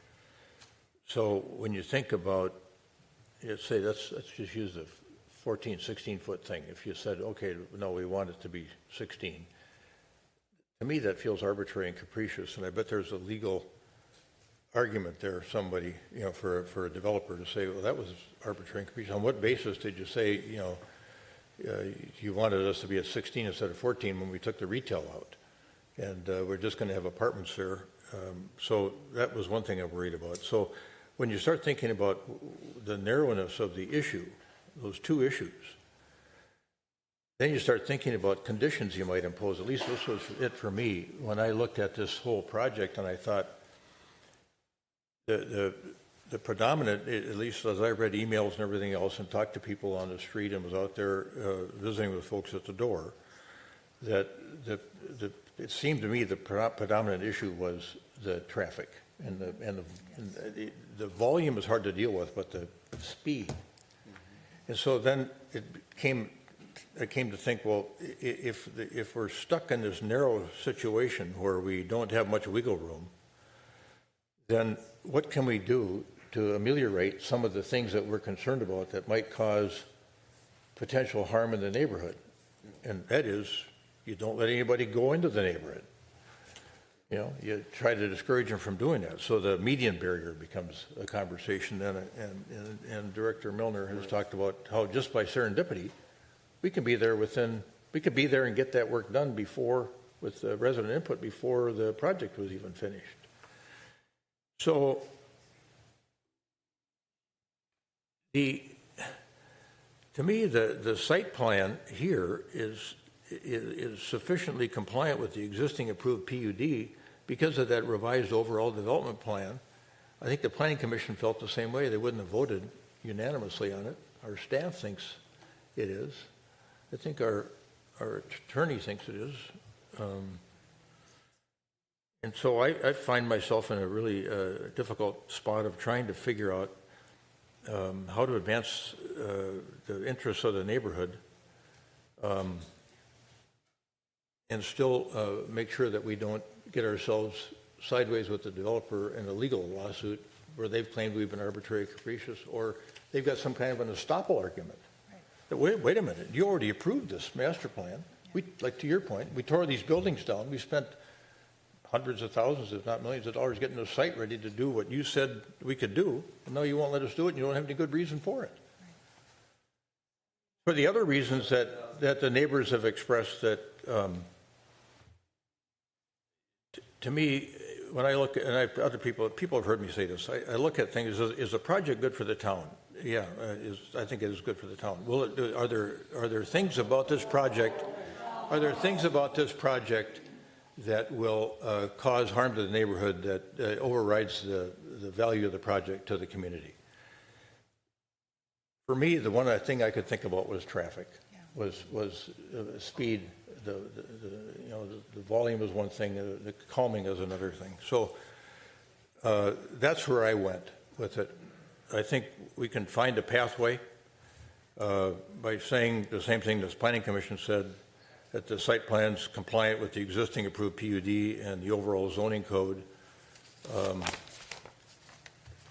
Approve the site plan for phase 2 of PUD 16 and allow the amendment of the zoning ordinance to go from 16 feet to 14 feet on the first floor, and then impose a condition relative to the traffic, and then try to get that road rebuilt in a way that is really protective of the neighborhood.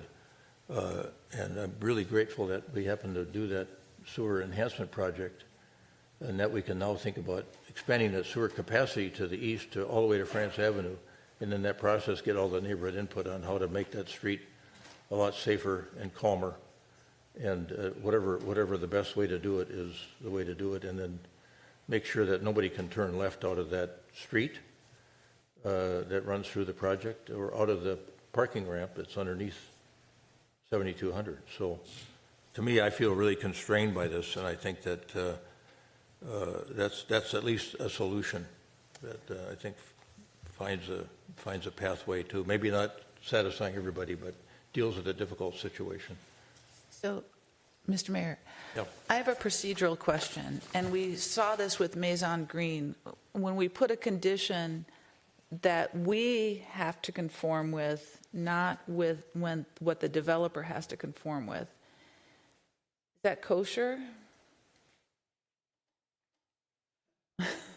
Well, that's kind of the point I was trying to make earlier. I wouldn't view it as a condition upon the developer. Now, if there was a way to require them to do something on the site that would prevent left turns out of there, you could place that condition on the developer because they have control over the site. But the way I understand the traffic and engineering is that it needs to be done out in the street, which would be the right-of-way, which they don't control. So I don't think you can place a condition on the developer that the city must place a median in the right-of-way before they can build their project, but I think you can direct staff that they have to place that median in the right-of-way before a certain date. So I wouldn't view it as a condition upon the developer. I'd view it as a direction to staff. But, I mean, the city knows that you're going to control that right-of-way, so it can be done. So with But that, you could put up signage on the property that said no left turn for a temporary sort of solution, or a belt and suspender sort of. I think we should make a separate motion that the city will do something in the median to prevent left turns, and do that first before Well, we take this up. Do it, I think even broader than that, talk about it as a street reconstruction project from France to Cornelia within the next 2 years, which would include all these traffic calming elements. Okay, is that, yeah, how does that work? I don't know if that's going to be in the full scope of the sewer project. It may. The median, for sure, we can get done within the scope of the project in this block. But to go all the way from France to Cornelia, I don't know if we're going to have that. The pipe there has to be upsized, but the conditions of how we're going to do it and the limits are unknown yet. Like I said, we're interviewing consultants next week. So I'd be concerned about putting a 5-block reconstruction just into our street recon when I don't know if it's going to happen because of the sewer. But this left turn median, that's an easy condition. there. Jackson had a more conservative sort of approach to it, but Yeah. still Yeah. accomplishes the purpose intended. Correct. So I think maybe we want to make that as a separate motion. Is that, can we do that? I think that's, I think that's a good idea. yeah. I don't think it should be part of the motion for conditions placed on the developer, because I don't think you can require the developer to put a median in the city right-of-way. Okay, so, Yeah, I think it's pretty clear. We'll get there first anyway. yeah, well, I want to get that on record, though, because this is really No, I think important. that's fine. That's good. Yeah. So can I make that motion? Yeah, well, here, do you want to deal with the main motion first? A motion to adopt resolution 2024-50 approving the preliminary site plan No. and grant first reading? No, I want the traffic calming first, honestly. What are you going to calm? I guess you'd say calm. I think we should, any exit out of But you don't have an 7200. approved project without the resolution is what I'm getting at. Don't you need to approve the project first and then impose the obligation on the city? Sure. We're not going to just Yeah, plunk a. that's fine, that's fine. Yeah. There's no road there now, so it would be silly, but, So is there a motion to adopt resolution 2024-50 approving the preliminary site plan and grant first reading of ordinance 2024-05? so moved. For a second? Member Jackson moves, Member Agnew seconds the motion to adopt resolution 2024-50 approving the preliminary site plan and grant first reading of ordinance 2024-05. This is an action by voice vote. Any further discussion? All those in favor of the motion as stated say aye. Aye. Opposed? Name. Abstain. Abstentions? Abstain. Okay. We have 3 ayes, an abstention, and a nay, and the motion carries. The project is approved.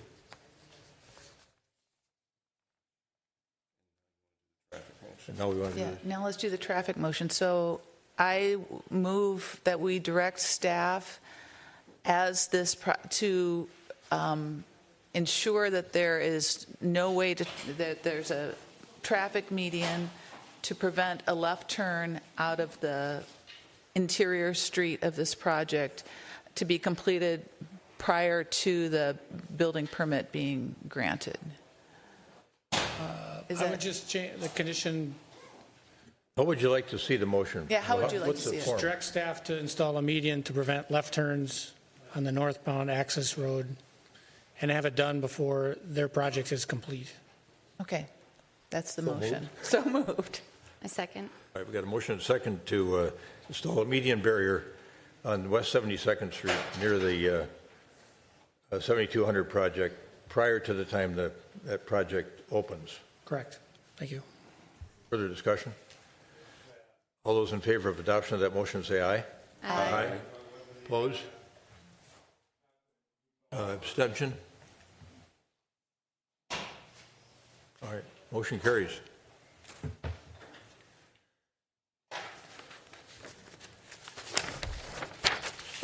All right. Next matter in front of us is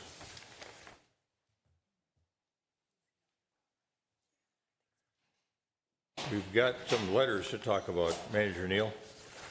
I'm actually covering that tonight, Mr. Mayor.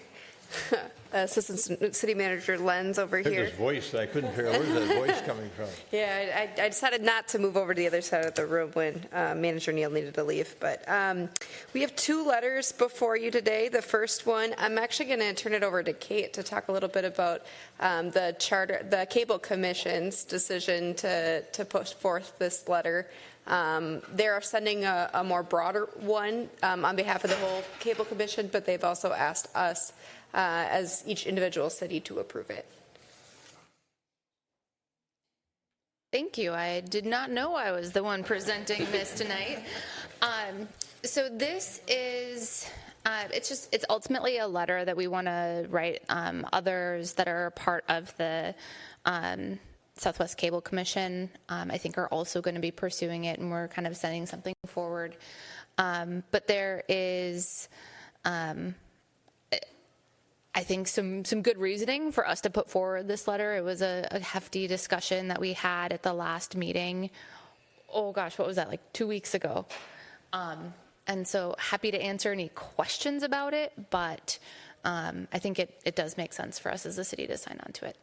Seemed like there were some really important issues covered in here, like don't preempt local zoning. Let us have a little bit more, traditional control of the right-of-way. And I don't know. I thought it was well done, and thanks for serving on the Cable Commission. You want to move the approval of sending the letter? So moved. Second. We got a motion from Member Agnew, second by Member Pierce, to authorize the issuance of a letter from the Council to U.S. Senators and Representatives regarding the proposed American Broadband Deployment Act. Any further discussion? All those in favor of adoption of the motion as stated, say aye. Aye. Aye. Opposed? Carried. Sending the letter is approved. And then the next letter. Yes. The next From letter Manager that you have before you is addressed to Hennepin County. It comes after a meeting between Jennifer Bennerott, our city clerk Allison, and Manager Neal, where they met and they talked about election security after the incident that happened out front involving the courier. This is up for you guys to decide whether or not you want to send it forward, but these were the suggestions that came forward from the GOP as recommendations that staff also thought were reasonable. Okay. Thoughts on this letter? Content-wise, it seems appropriate. We're trying to deal with that issue of the open back end of that van or whatever it was, SUV. I don't know. But I don't know if our clerk, in fact, we should give our clerk a round of applause for the election that she ran in Edina. Incredible. It's, I don't know, what do we have? What percent of our eligible electorate voted? 86.1%. 86? Okay. Very good. Is that our high, or is it we've been higher? We were higher in 2020, 90% turnout. 90%. Yes, in 2020. Where does that put us in the state, do you think, at 86? I'm thinking on the higher side, but I haven't seen anything yet? any data yet. Yes. Yeah. Seems like in years gone by, we've vied with Duluth or St. Louis Park or somebody about who had the best voter turnout. But time will tell. Time will tell. Do we have a motion to authorize the mayor to sign this letter to Hennepin County regarding election security? So moved. Second. Member Agnew moves. Member Pierce seconds the authorization to have the mayor sign the letter to Hennepin County regarding election security that was published to us. Any further discussion? All those in favor of adoption, say aye. Aye. Aye. Opposed? Carried. We'll get that letter signed and sent off.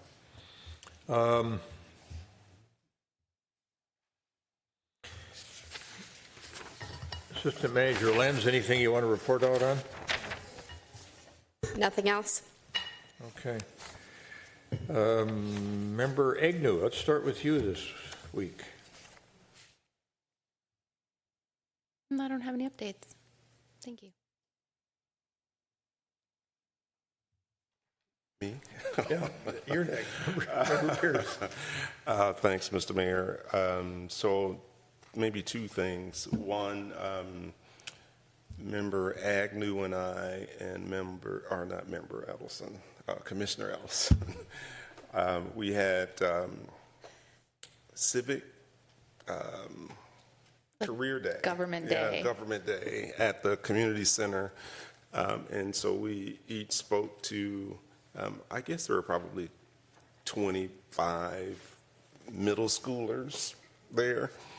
And we kind of split into two different rooms and talked about our roles, city council. They asked some broader questions about government in general, so I think we did a good job of answering those. But it was a really cool day. It only took us maybe 50 minutes to do that. And the groups that we talked to really asked some great questions, very insightful. And then they were going from there, I think they were going to the Capitol after that. And so they were really excited about that. So that was fun to talk through, to do that presentation with Commissioner Agnew. And I think it underscores really the importance of getting involved as early as you can in local, and at least understanding the importance of local politics. And no better way to do that than to start at the middle school, elementary school level. So that was fun. And then other than that, I thought about the fact that we had a good turnout in terms of election night. I think things went really smoothly. I heard from several friends and residents that there were a couple of precincts where there were long lines, but I really was impressed. The couple of times I heard that, people said, well, we just decided to drive around and do errands and then just come back. And so they weren't even complaining about the fact that there were long lines. They were just acknowledging that it was great to see so many people out serving their civic duty. And then the last thing, I'm happy to serve 4 more years on the council. So thank you. Jackson. Well, thank you, Mr. Mayor. And the early voting was so smooth. I voted early, and there was a line, and we just zipped through. And so everybody, all the election judges were cheerful, helpful, courteous, kind, go through the Boy Scout. So thank you to all the election judges, and thank you again, Clerk Allison, for a really smooth process. And when you see other states where there are long, long lines, people waiting literally 4 or 5 hours in line to vote, we're really appreciative of the system that we have here. And so thank you so much. And thank you to the voters for coming out, and thank you for sending me back. But I also want to acknowledge the girls' Edina soccer team were state runners-up, and the boys' cross-country team were state champions. So it was a very exciting fall, and the fall sports season isn't over yet, but I wanted to acknowledge both of those teams for really outstanding seasons. Was there something about the mountain biking team, too? Oh, yes, and the mountain biking team, they won state as well. That's right. I'd forgotten that. Oh. How could I forget when we have this lovely new state-of-the-art mountain bike trail here in Edina, courtesy of the voters of Edina. So that's awesome. Member Risser. Can you Thank talk you. about a couple of state championships in your Well, remarks? it's a very different. This month is World Day of Remembrance for Victims of Road Traffic Violence, and this will be the 5th year that we will be marking this event, which is a worldwide event, and we'll be over in St. Paul again. And so I just want to let people know about that program. We're going to have Jeremy Geiger, who's Lieutenant Colonel of the Minnesota State Patrol, speak. along with Pamela Mason, whose son Austin was seriously injured in a hit-and-run crash, and that happened in Plymouth. So raising awareness of traffic violence, which is so important.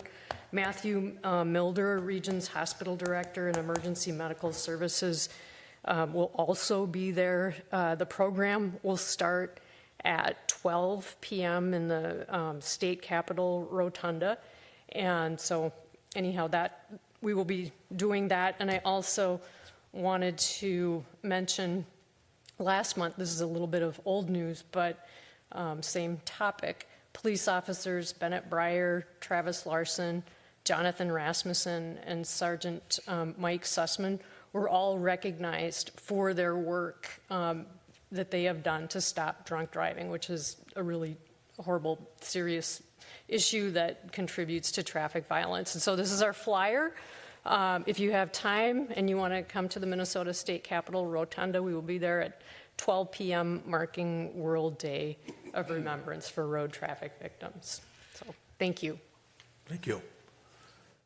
For me, I just I've been thinking all meeting about that white oak tree that Janie Weston showed us that was cut down. It was just made you kind of sick to your stomach, and it made me think: I know our tree ordinance needed some work yet, but this was one that looked like it was outside the building pad, outside the setback, and taken down for what reason? I mean, and maybe the angle of the photography was misleading. Maybe it was in the setback, but it just seemed like it was a revisit of what we saw years ago over in Morningside, where they were cutting down trees outside the setback along the lot line for no good reason, just because it made their job easier. So I don't know how.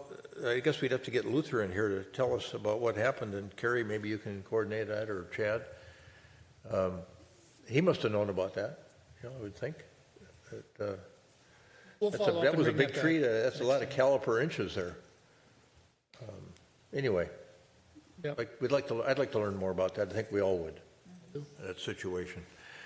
Other than that, I mean, the majority of us have been involved in election activities for months now, so I don't have anything else to report either. It's nice to have it behind us, and thank you, I think all of us, on behalf of all of us that were up for re-election, thank you to the voters of Edina for returning us to do this work on behalf of all of you. It's really important work, and we're really appreciative of the fact that you have shown your faith in us and asked us to come back and continue to serve all of you. So thank you. That's it for me. Is there a motion to adjourn? So moved.